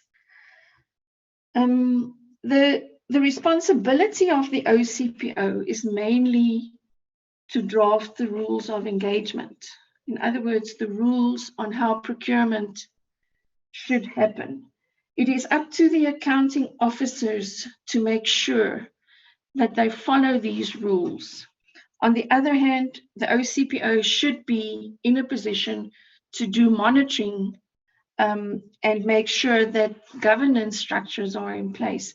And at the moment, I feel that in that area, the CPO is lacking due to the fact that we are so overburdened with the administration of all these deviation requests that we are not in a position to do effective monitoring as we are supposed to do.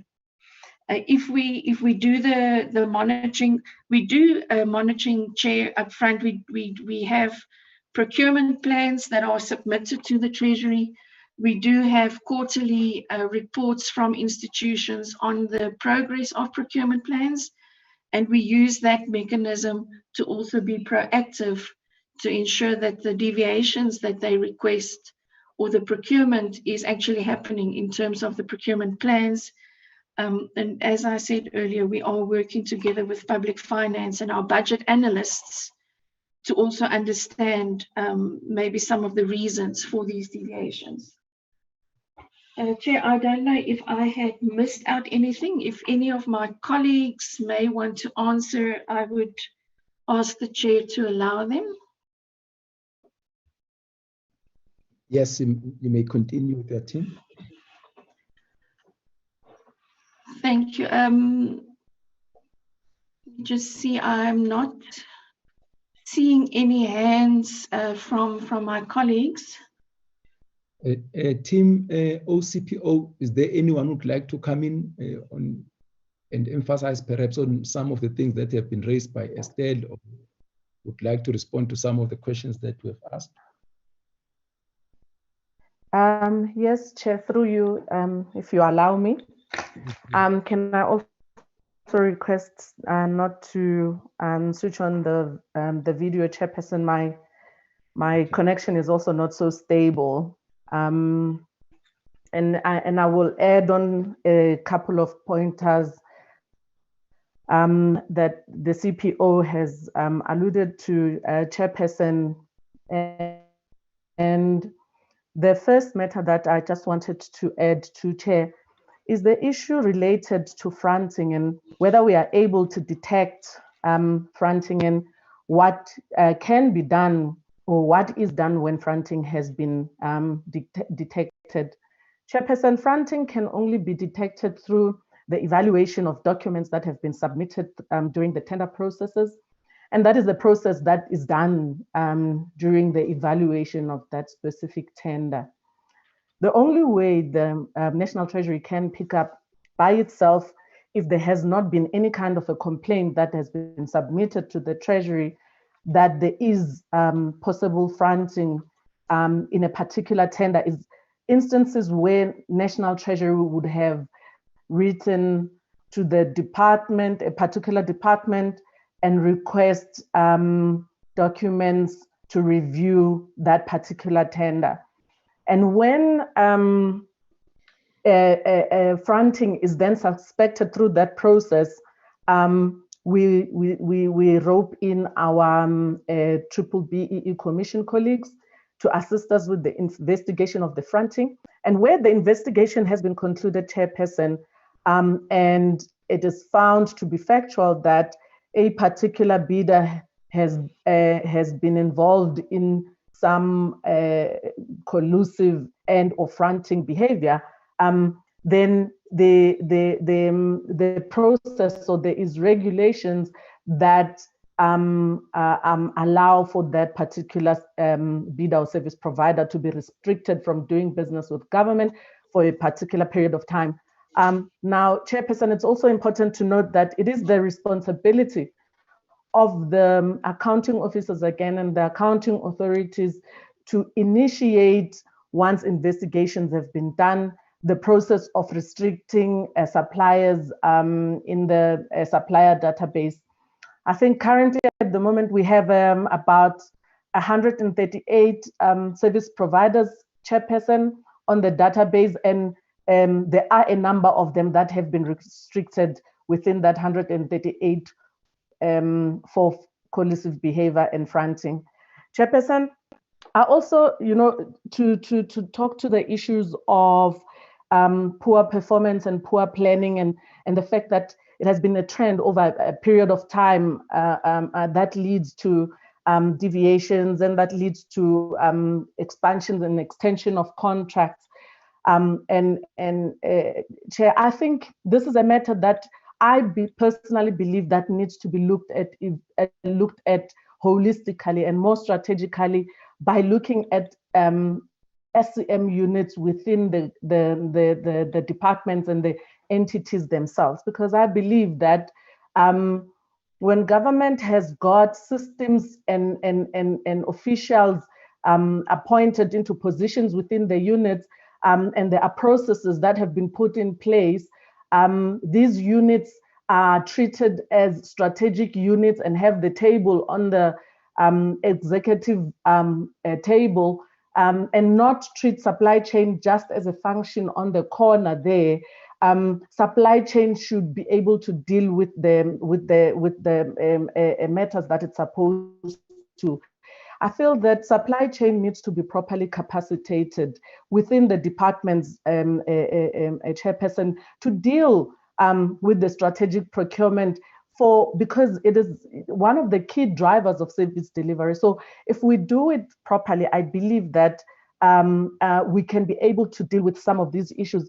As CPO has alluded, National Treasury's OCPO is a policy maker insofar as procurement is concerned, and we then monitor and follow up on issues of non-compliance, chairperson. But I think we must emphasize the responsibilities that the accounting officers and the accounting authorities have over these processes, chairperson, and the responsibilities they have according to the PFMA on ensuring that there's appropriate action that is taken when consequence management is required, Chair. Chair, to talk to the issues that of why does OCPO give conditional support to deviations and expansions, chairperson? You know, Chair, when you deal with these issues, in most cases, as CPO alluded, these are supposed to be exceptional cases where it should be impractical for departments or entities to go out on tender, whether it be because of an emergency or it's because there is no other service provider in the market to provide the services, and that's what we call sole supplier, or simply just because there is no time or any other reason, chairperson. It is quite important to take consideration of service delivery at that point in time. But in taking consideration of service delivery at that point in time, it also becomes important to make consideration of the risks that the department or the entities would be faced with by procuring using a deviation mechanism. So if we find ourselves in a position where we have to support a request for deviation or contract modification, and to ensure that service delivery continues, and we do not impede on the department's ability to give the people of South Africa their rights, whether to education or to health or whatever the case that may be, we may support the particular deviation, but raise the critical risks and concerns that we may have, that we would want the department or the entity to take further action on and satisfy themselves and ourselves that they are mitigating strategies to those risks that would have been raised through our letter. Chair, I think in that I would have also covered the kind of things that we consider when we look at the process of considering variations and deviations. It is a lengthy process, chairperson. It is a process that we rely on the departments and the entities to submit substantial information, documentation for us to have evidence of what they're saying. Sometimes we have to go as far as doing site visits to check what the institutions are leading to, the projects that they are involved in, so that to satisfy ourselves that what the departments and entities are saying would be truthful.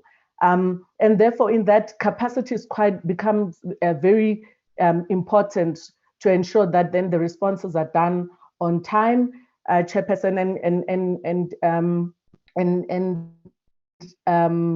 it becomes critical that we look into these matters in that fashion, Chair. I think if there's, I think I've covered quite a bit, Chairperson, from what has been asked. Thank you. Thank you. Chairperson? Yes. I also have Ms. Mpho Nxumalo that says that she is battling to raise her hand. So I'm going to ask, with your permission, for her to also add. Please. In a libuga legislative case, I fail. Out of all the Fabiani suits, there are about for him. Matafa, Chairperson? Please mute. Oh, I'm sorry about that. I'm muting. Thank you.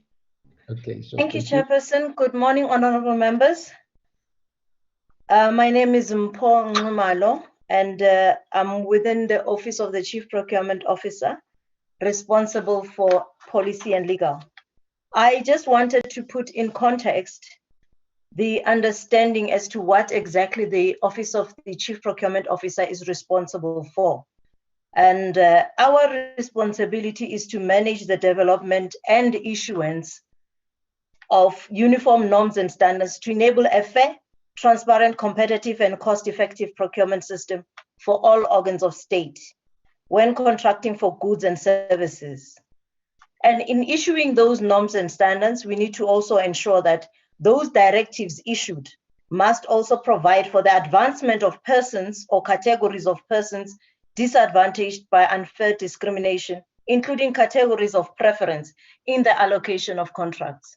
So basically, our responsibility is more of regulatory.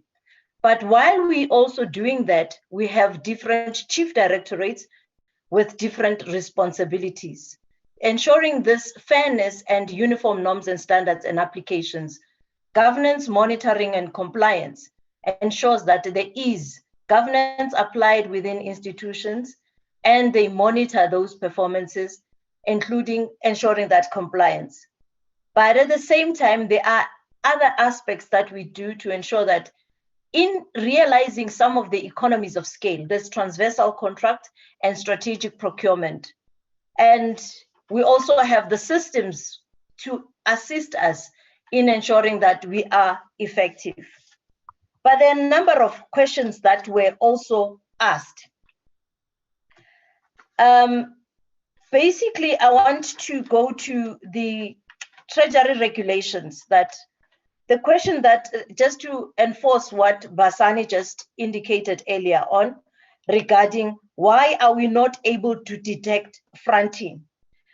Regulation 16A6, when procuring goods and services, it stipulates that it is the responsibility of the accounting officer to ensure that there is a bid committee system established. And that bid committee system established is this bid specification, where you establish a committee that looks at the specification prior to going out on a bid, on a tender, and the evaluation committee is separate from the bid specification committee, and then the bid adjudication committee. So this happens within the institution.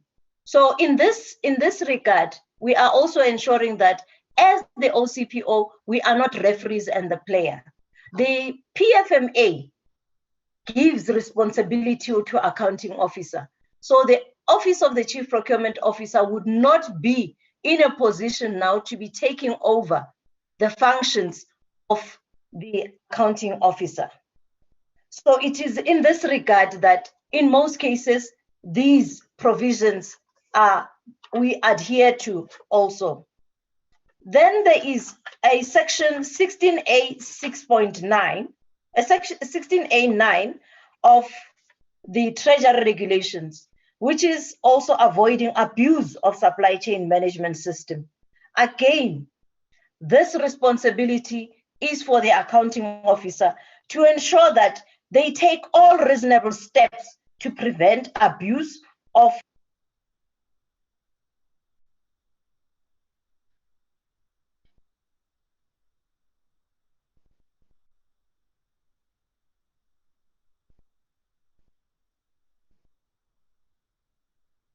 Are you still on? Honorable members are still there? Yeah. Chair, it seems like we may have lost Paul. Anybody else before I allow our members to come in again? Yeah, Chair, I'm also seeing Tumelo Ntlaba, who's responsible for the dashboard and SCM ICT within the OCPO. Tumelo, please come in. Thank you very much, Chair. Should also remind the members that on the portal itself, on the dashboard portal, you'll be able to get the actual details of transactions. And this relates to the question that was raised regarding Red Roses Africa and Masikame, I think. So if you check the two, it's publicly available information, of which the link to the dashboard is available on the last slide on the presentation. If members can just follow that particular link, they'll be able to drill through or click just on that name of those particular companies. They'll see the actual transactions. So specifically for Red Roses Africa, they did business with South African Police Services, and they were providing masks and sanitizers. And the other one that Honorable Matafa asked about was Masikame. That one, they did business with a number of departments in the Western Cape. They were also providing various PPE items ranging from sanitizers, masks, soaps, and a number of things, but they are listed on that particular portal. If members can just go through, they'll be able to get those actual details and the dates and what they bought. Thank you, Chair. Estelle, that's it, am I right? Yes, Chair. I don't see any other hands from my colleagues. Okay. The honorable members had said that they wanted the second bite. I will start with Honorable Matafa quickly. No, I'm covered, Chair. Thank you very much. Honorable Lenzana. Chairperson, mine is more of a comment than a question. Perhaps then the Chief Procurement Officer would dispute my observation if she can. We are looking here at a situation where there is more of a talk than practice. What we are getting here is more of theory, the more of the supposed to be, the more of the wishes of all of us, both the office of the Chief Procurement Officer and ourselves. But then you are at a situation where the Chief Procurement Officer is actually literally saying to us, there is no teeth to bite. If you listen into these later comments, for instance, or answers, where it is clear that there is nothing much that the office of the Chief Procurement Officer can do, it all lies with the accounting officers of the various entities and departments. The very accounting officers who have let down the government to where it is now. That's my comment, Chair. Perhaps the Chief Procurement Officer will come in and dispute my observation. Thanks, Chair. Thank you, Honorable Lenzana. And as I said I said I'm posing a question to the honorable members, if they so wish, to say, with all this, what then? Honorable Ntlangwini? Thank you very much, Chair. I don't have a follow-up question, but just a remark. as to say, like, that is why it's so important for the DG to would have been also been here to sort of give us also like politically direction as the head of the department, because there are pertinent issues that we are asking, and we maybe the staff are not in the position to answer, and rightfully so. So I think really that letter needs to get out and say that we really need to have him in the next meeting where National Treasury is presenting. No apologies. Thank you, Chair. Thank you, Honorable Ntlangwini. Honorable Titas, she just requested to rush somewhere. Honorable Tehale, she's coming back. Honorable Tehale. Thank you, Chair. I'm covered. Thank you. Thank you, Honorable Tehale. Honorable Kaiso. Yeah, thank you, Comrade Chair, Honorable Chair. You asked the committee a question, and the question was, what should we do then after we have explored all this presentation today? But I think let me start by commenting by saying that the Auditor General's report has said something with regard to the procurement of PPE. So if all of us, we can recall how bad the report was reflecting on various outcome of the audit. It does, after this presentation, I do now see that what the Auditors General was actually referring to.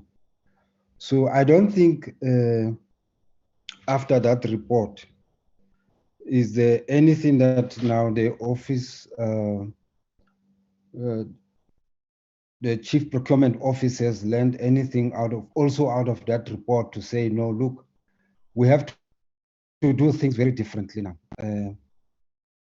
So it does indicate that weakness, Honorable Chair, that it doesn't seem that the Procurement Office has read anything as to what the Auditors General report was saying, that they should be able to see that they have a challenge with regard to overburden of work, and therefore they need to put more staff to assist or to can be able to arrest all the mess that is happening there, and also the fact that they were able to see that there's a malalignment of supply chain centers across.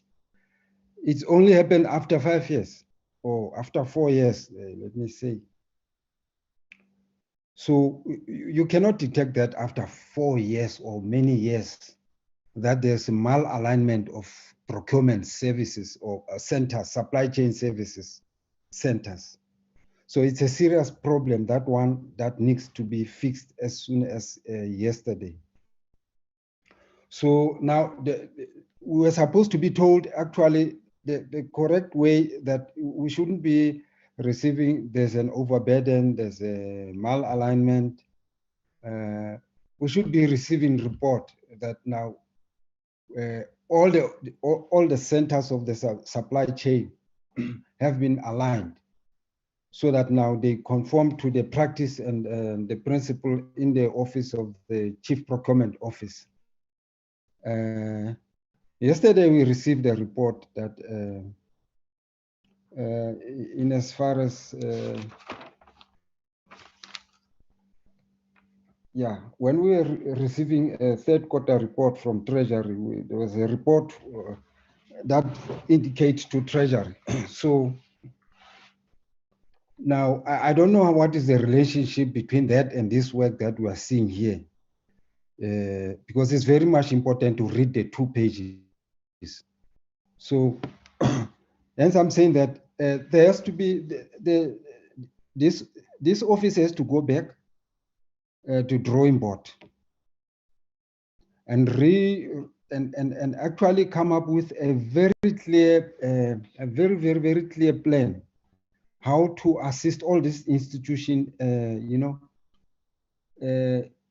and also its work should actually reflect its existence. Is very much important, because we cannot have an institution which does not show, display its existence. Why did we have this office of called procurement or Chief Procurement Office? It was actually to rescue all these situations which was shaping on the ground, which does not conform to the practice of Treasury when it comes to procurement. But now it can be this office again, which now creates problem of not being able to to manage the situation which has arisen. It should be able to live up to its existence as this office. So now, so that's what I was proposing, Chair, that despite that it has to go back and provide some answers, but this office, really it has to be, the Treasury has to be, I agree with Honorable Ntangwin that maybe the DG was supposed to have been here also to assist us, because it reflects very bad, this report actually, in summary, it reflects very bad about the issue of procurement. Remember, we come up from the very difficult situation of being hammered about the issue of, mess in as far as procurement of PPE is concerned through the report of the Auditor General. So let me pause and I actually stop here, Chair, with my comments and proposal. Thank you very much. Thank you, Honorable Kaiso. Honorable Mare.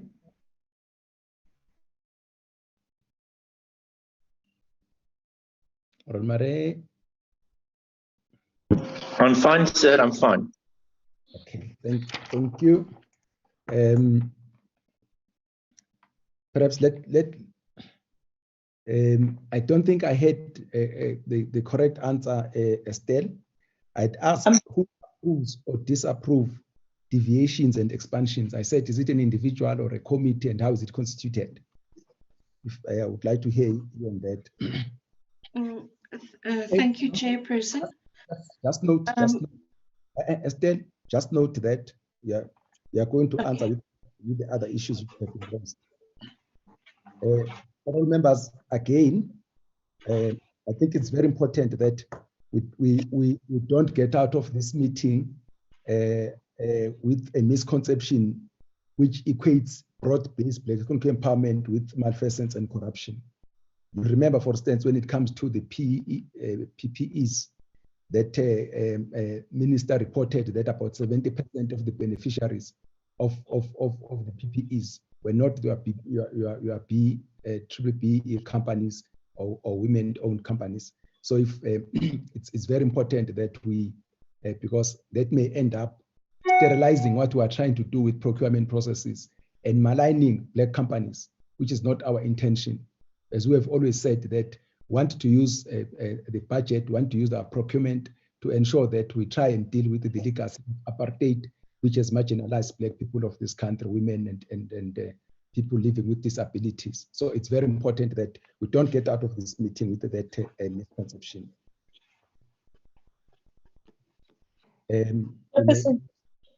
Yes, Honorable Peter, let me finish, then I'll allow you in. Honorable Peters? Honorable Peters, can you hear me? Yes, Chair. Can you live Yes, with that? Chair. Can you live with that? Okay.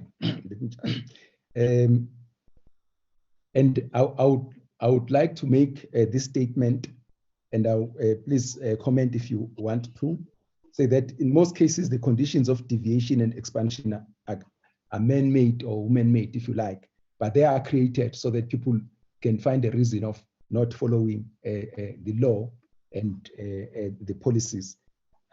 Your comment. we definitely need timeframes of integrated procurement system. It has been identified by your good selves as a critical in improving efficiency, efficacy, and effectiveness of your office. So I think we need to know to have some timeframes on that. Otherwise, we'll be having an open-ended process. I also wanted to know whether is there any possibility that by the time these institutions apply for deviation, they've already deviated. That's why, for instance, when you say no, there's nothing that they can do. Have you found such instances? Rather than them asking permission from you, they are asking for condonation.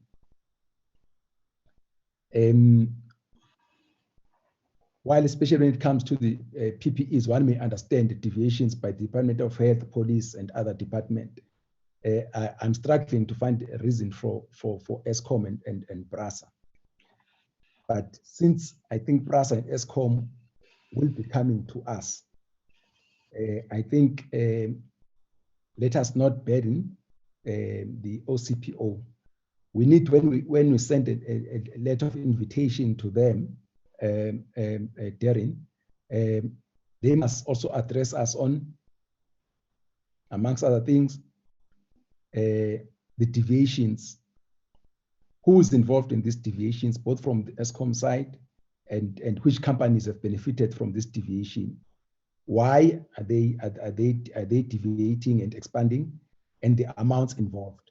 And they must also tell us, did they get permission to do that? And we'll also have to give us the historical information about this behavior. And then we said we'll be writing a letter to the DG on top of the issues that have been raised by by honorable members, including Honorable Ntlangwini and Honorable Kaiso. I think the DG must also address us on the permanent filling of the Chief Procurement Officer. We said it has been in acting position for a long time. And again, the issue of capacity of this office has been raised. And again, the DG should tell us what are the plans of capacitating this office. Honorable Peters, please come in. Thank you, Chairperson. Chairperson, I am going back to the question that I raised earlier about the capacity of the Office of the Chief Procurement Officer to deal with all the volumes of requests for all these extensions and deviations and modifications. And the question that you repeated now, I also raised on whether departments or the organs of state create the environment for these deviations. Chairperson, I would go further to raise a question. Is there some former Office of the Chief Procurement Office officials who are now procurement officers in some of the state organs who would truly know the inner workings of the Office of the Chief Procurement Officer in the way in which it would then result in the statement that has been made on the trends that indicate that there are those who, despite not having got the support from the Office of the Chief Procurement Officer for the deviation or an extension, they would go ahead. And I think you did ask that particular question also. And I want to say that it is also not acceptable for the Office of the Chief Procurement Officer here to say to us as the Appropriations Committee that accounting officers or accounting authorities should have done the work in terms of analyzing for requirements of or the qualifications for some of the companies. Because these accounting officers make requests to the Office of the Chief Procurement Officer for deviations and extensions. So I'm a bit concerned about the capacity of this office. And I would want to also know if there are companies who were blacklisted before, who still do business with government and organs of state. Because it would then mean that there are gaps for these companies to continue coming through. And I would want to believe that even the emergency created by the pandemic created for an overview of these companies to really try their luck in a different form. And that is why I'm interested in knowing who are the directors of these companies that got this procurement for COVID-19. And I heard earlier on an indication that there's a website, we could go there and look for details of the different companies. But it would also be important for this office to provide us as this committee with information.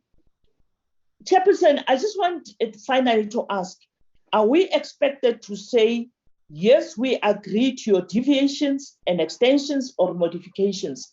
Or what is it that we are expected to do, especially in view of the last statement of the last speaker before you came in, Chairperson, who said the accounting officers knows what needs to be done because they know the treasury regulations, they know the PFMA requirements. So I just want to know that is the Office of the Chief Procurement Officer expecting us to now say, yes, thank you, well done.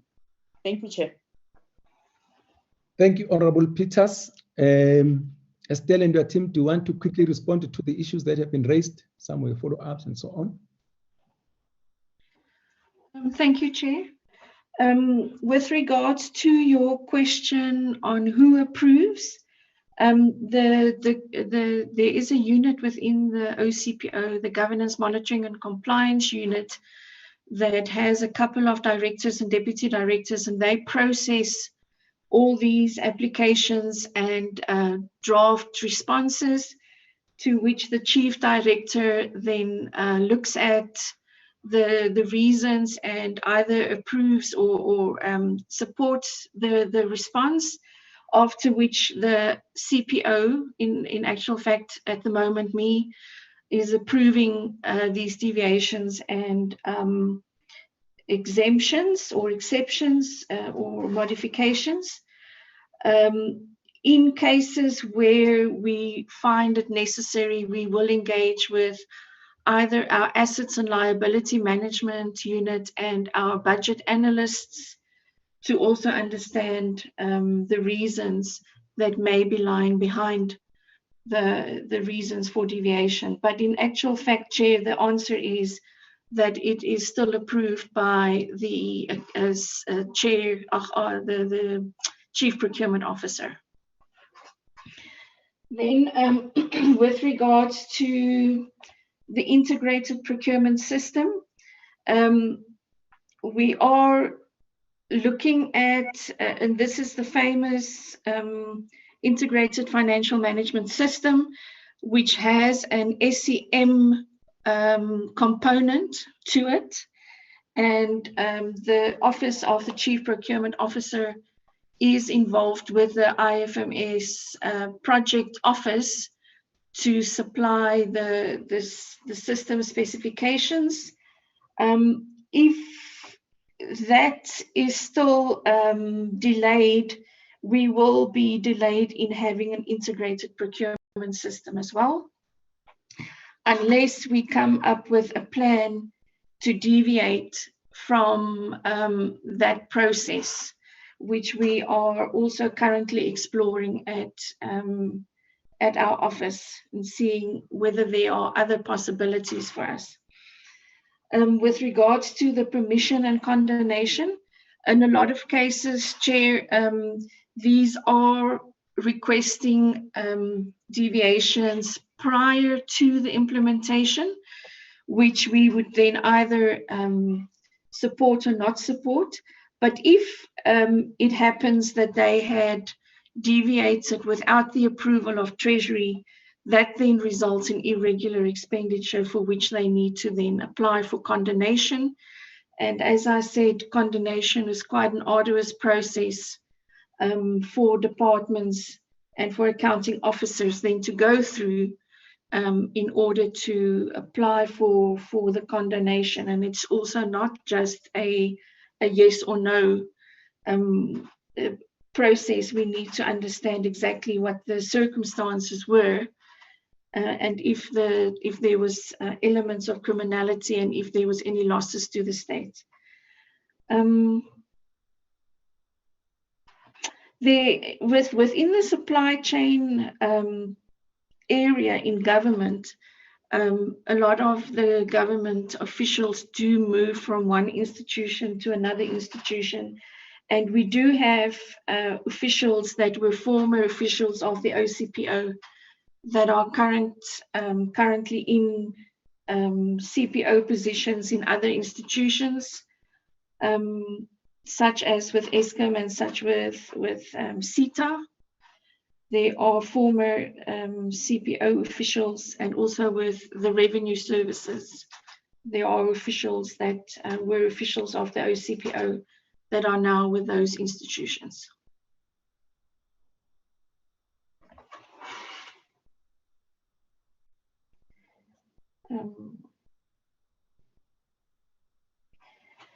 And to answer Honorable Peter's question on blacklisted companies, we do have a published list of companies that are blacklisted on the National Treasury's website.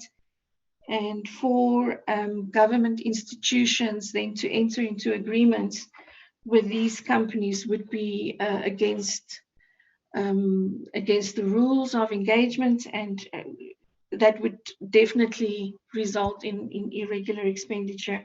So it is also the responsibility of the people that does the evaluations to check on this list whether the directors or a specific company is blacklisted on this register for blacklisted companies.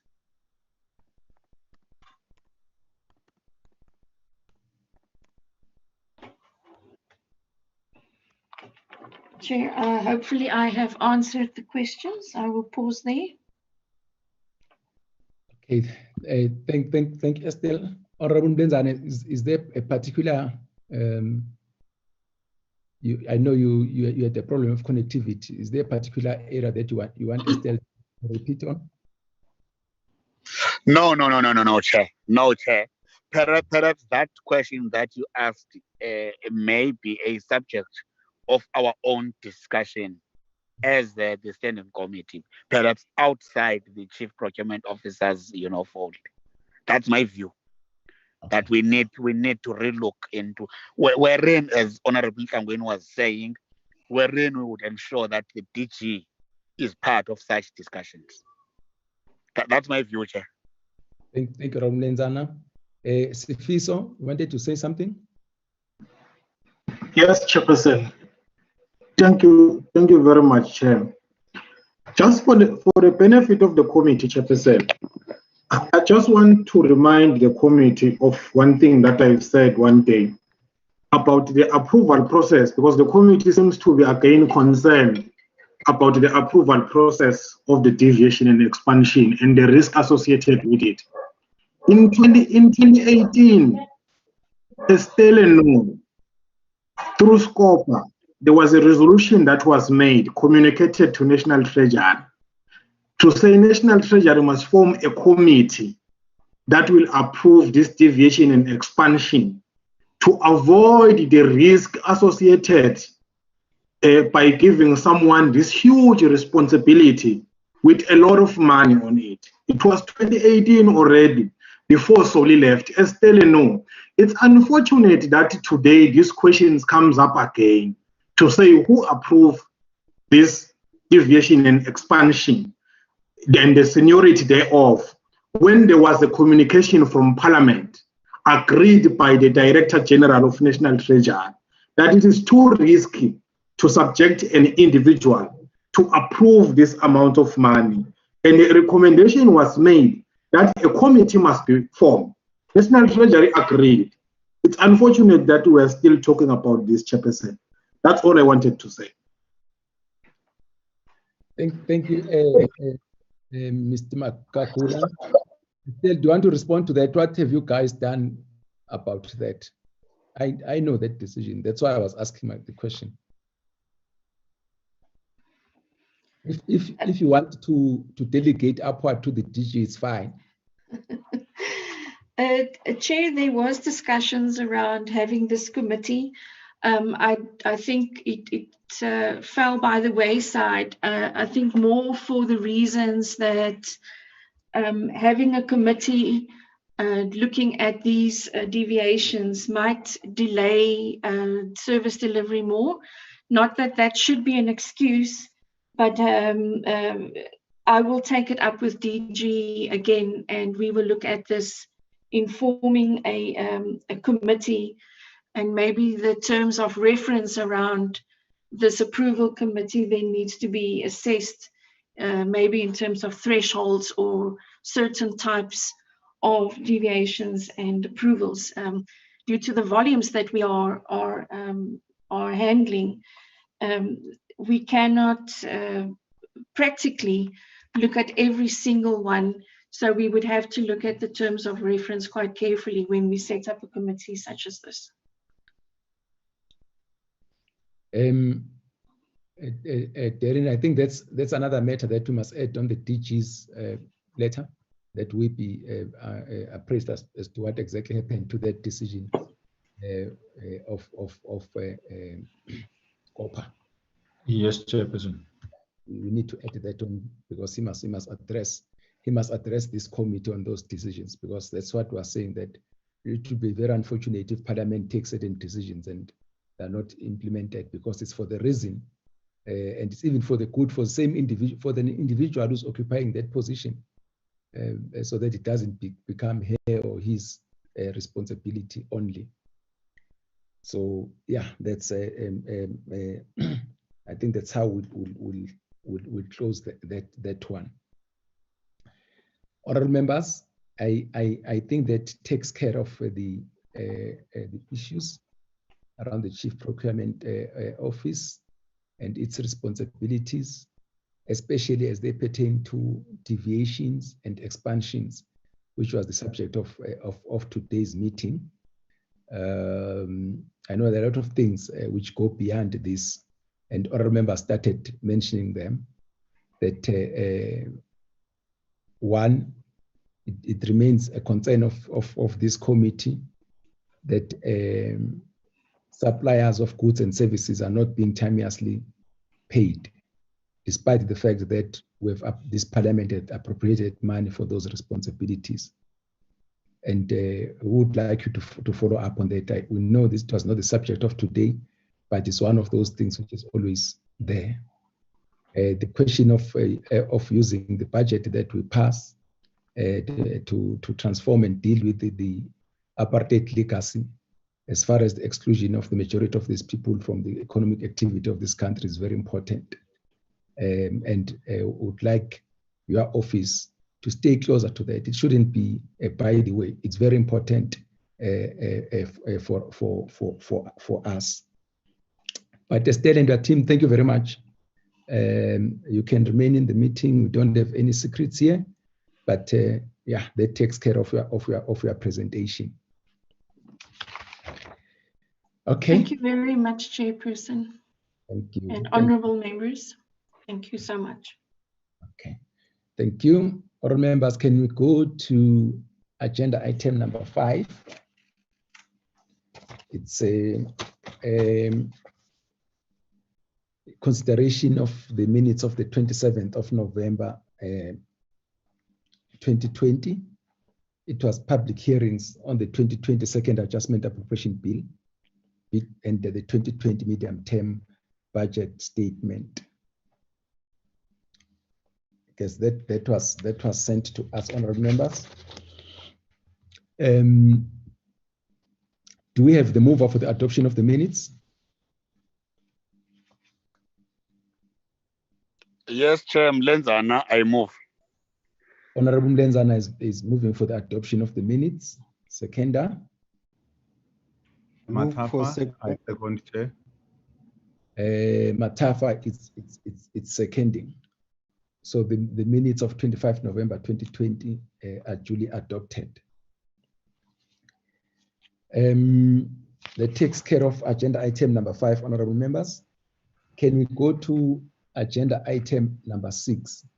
Before I open up for Darren, I don't know, honourable members, when are we going to deal with this thing? Because during the interaction, for instance, with different role players, especially departments and SOEs, agencies, there are a lot of recommendations that we make and so on.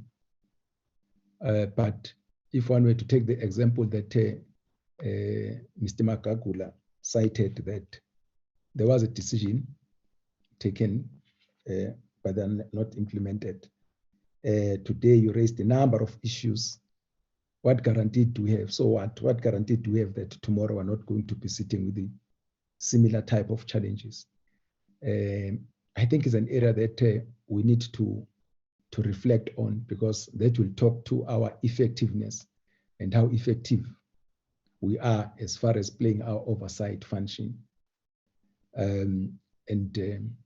We, for instance, we are calling the DG, but again, the ministers may have to come in and assist us on this, on these things.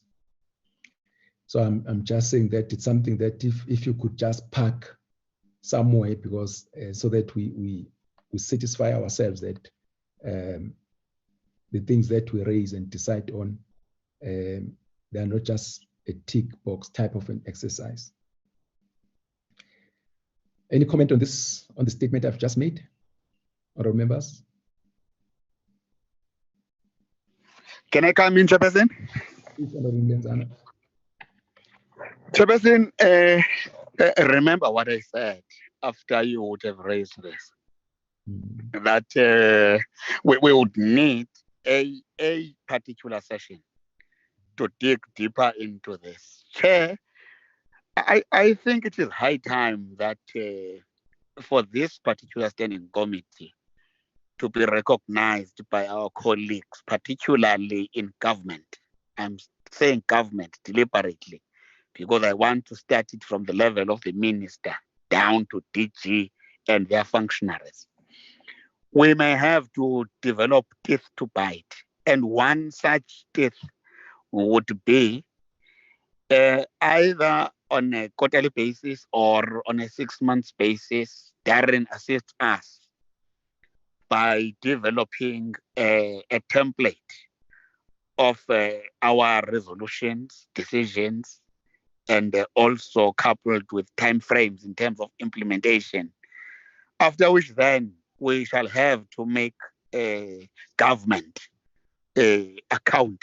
We are a committee here, Chairperson, with due constitutional and parliamentary rights to make government to account. This is a standing committee, Chairperson, not just a portfolio committee. It's a parliament, it's a committee of parliament. So then we've got a right to call whoever to come in and stand in front of this committee to account. The last, Chair, would be a situation where we go to the leader of government business, the deputy president, and raise our dissatisfaction if the ministers do not come to the party. That is my view, Chair. Hence, I strongly feel that we need to be very smart, because when we're doing that, we don't have to be seen to be witch hunting, to be behind chasing the others against others. That's my view, Chairperson. I'm thinking aloud. Thank you, Honorable Mlenzana. That's very important. Chairperson. Honorable Peters. Yes, Chairperson. In support to what Honorable Mlenzana has suggested, I would recommend that prior to engaging with the leader of government business, we take it through the parliamentary channels, and that would be the office of the of Mr. Frolic. What is it called? Chair of Chairs. Yes, that office, and to the speaker. Then the speaker would definitely write to the leader of government business, tabulating all the departments or the executing authorities that need to be brought to the attention of the DP with regard to issues emanating from this committee. Thank you, Chair. Thank you, Honorable Peters. Honorable members, comment, if any? Chair. Honorable Ntlangwini. Thank you very much, Chair. Chair, I think Because we have several times even said we are sending letters to these departments, to the head of the departments, the ministers, and so forth. Maybe perhaps as well, we need to, I think I want to support Honorable Peters in terms of the speaker, to involve also the speaker, because it doesn't give a sense of joy whereby you hear on national television. Let me take, for instance, the thing of the State Capture Commission, where the chairperson of transport reported, how the former chairperson of the committee reported how we conduct our work and so forth. So it doesn't give also a nice feel that we want to do our work to the best of our capacity, but yet there's no sort of way forward in solving some of the issues and the problems. If you look at this department that have come and unit that have come and report to us now, per se, that you can reflect back to all of the presentations that they have presented in front of us. It's the same things, lack of consequences, lack of project planning, and so forth. And they have been for the past 4 to 5 years, if not many or less. So we really need intervention as well. Maybe perhaps the speaker can really speak to the leader of government business to sort of let ministers take up some of these tasks and on their performances as well. Thank you, Chair. Chairperson. Thank you, Honorable Nhlangwini. Honorable Peters, do you want to a second bite? I'm sorry to come back on this particular issue. It would also be very good for us as a committee to have sight of the performance agreements that the ministers have signed with the president, just to look at whether there are financial or budgetary issues captured in the performance agreement, because it is always important for executing authorities to be able to know and understand what is happening with regard to the budgets in the department. So it would be interesting to know whether financial issues are also at the core of the performance agreement. Yes, thank you. Those performance agreements are of public. They're out there. We've got, and I would request the researchers to just look at them.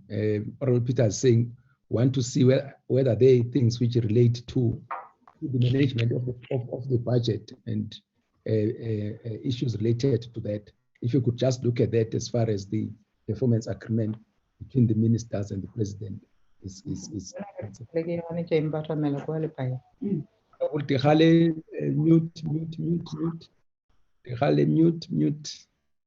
Thank you. Go to that at team research. Yes, Chairperson, we'll definitely follow it up. Thank you, Chair. Yeah. Any other oral member would like to have anything to say, or we're all covered by the members who have just spoken? Thank you. Yeah, that takes. Darren, are there any other announcements you'd like to make? No, Chairperson, no announcements. Yeah.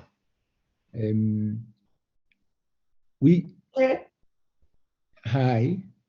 Sorry, Chair. I forgot this one. Sorry, Chair. About that issue we spoke about yesterday. Yeah. And you said I must raise it in the meeting. I don't know. I didn't want to raise it earlier on while we are having guests and so forth. But I think, Chair, maybe perhaps in fact, I also don't want to raise it on this platform. Maybe perhaps Darren must create for us a group of all of the committee members, since things are now virtually.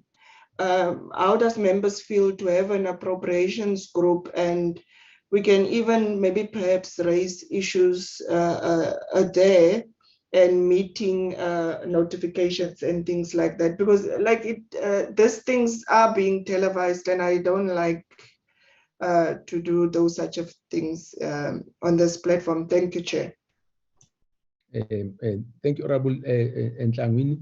I don't think there is this. In fact, I think it will also just help us to communicate about things which affect us. Darren, just a chat group of the members of the committee, so that we don't have some of the things. Don't have to wait until we meet to raise issues in that platform. Honorable Ntlangwini, in that platform, do you want your support staff to also be part of it? I'm taking the matter that we 100%, Chair. They need to be part, 100%. Okay. Can you do that, Darren? Darren? Chairperson, yes, I can do it. Okay, please do that, and then we'll just inform all the members that we've got that chat group. And the rules of the game is that we are dealing with things which pertain to our work, nothing else in that platform. So we shouldn't start going to that platform and fight there, no fighting. Okay, so it's more about enhancing our work and to allow members to raise issues which pertain to the committee. Am I correct? Correct, Chair. So correct. Thank you. Honorable members, I think, when is the next meeting, Darren?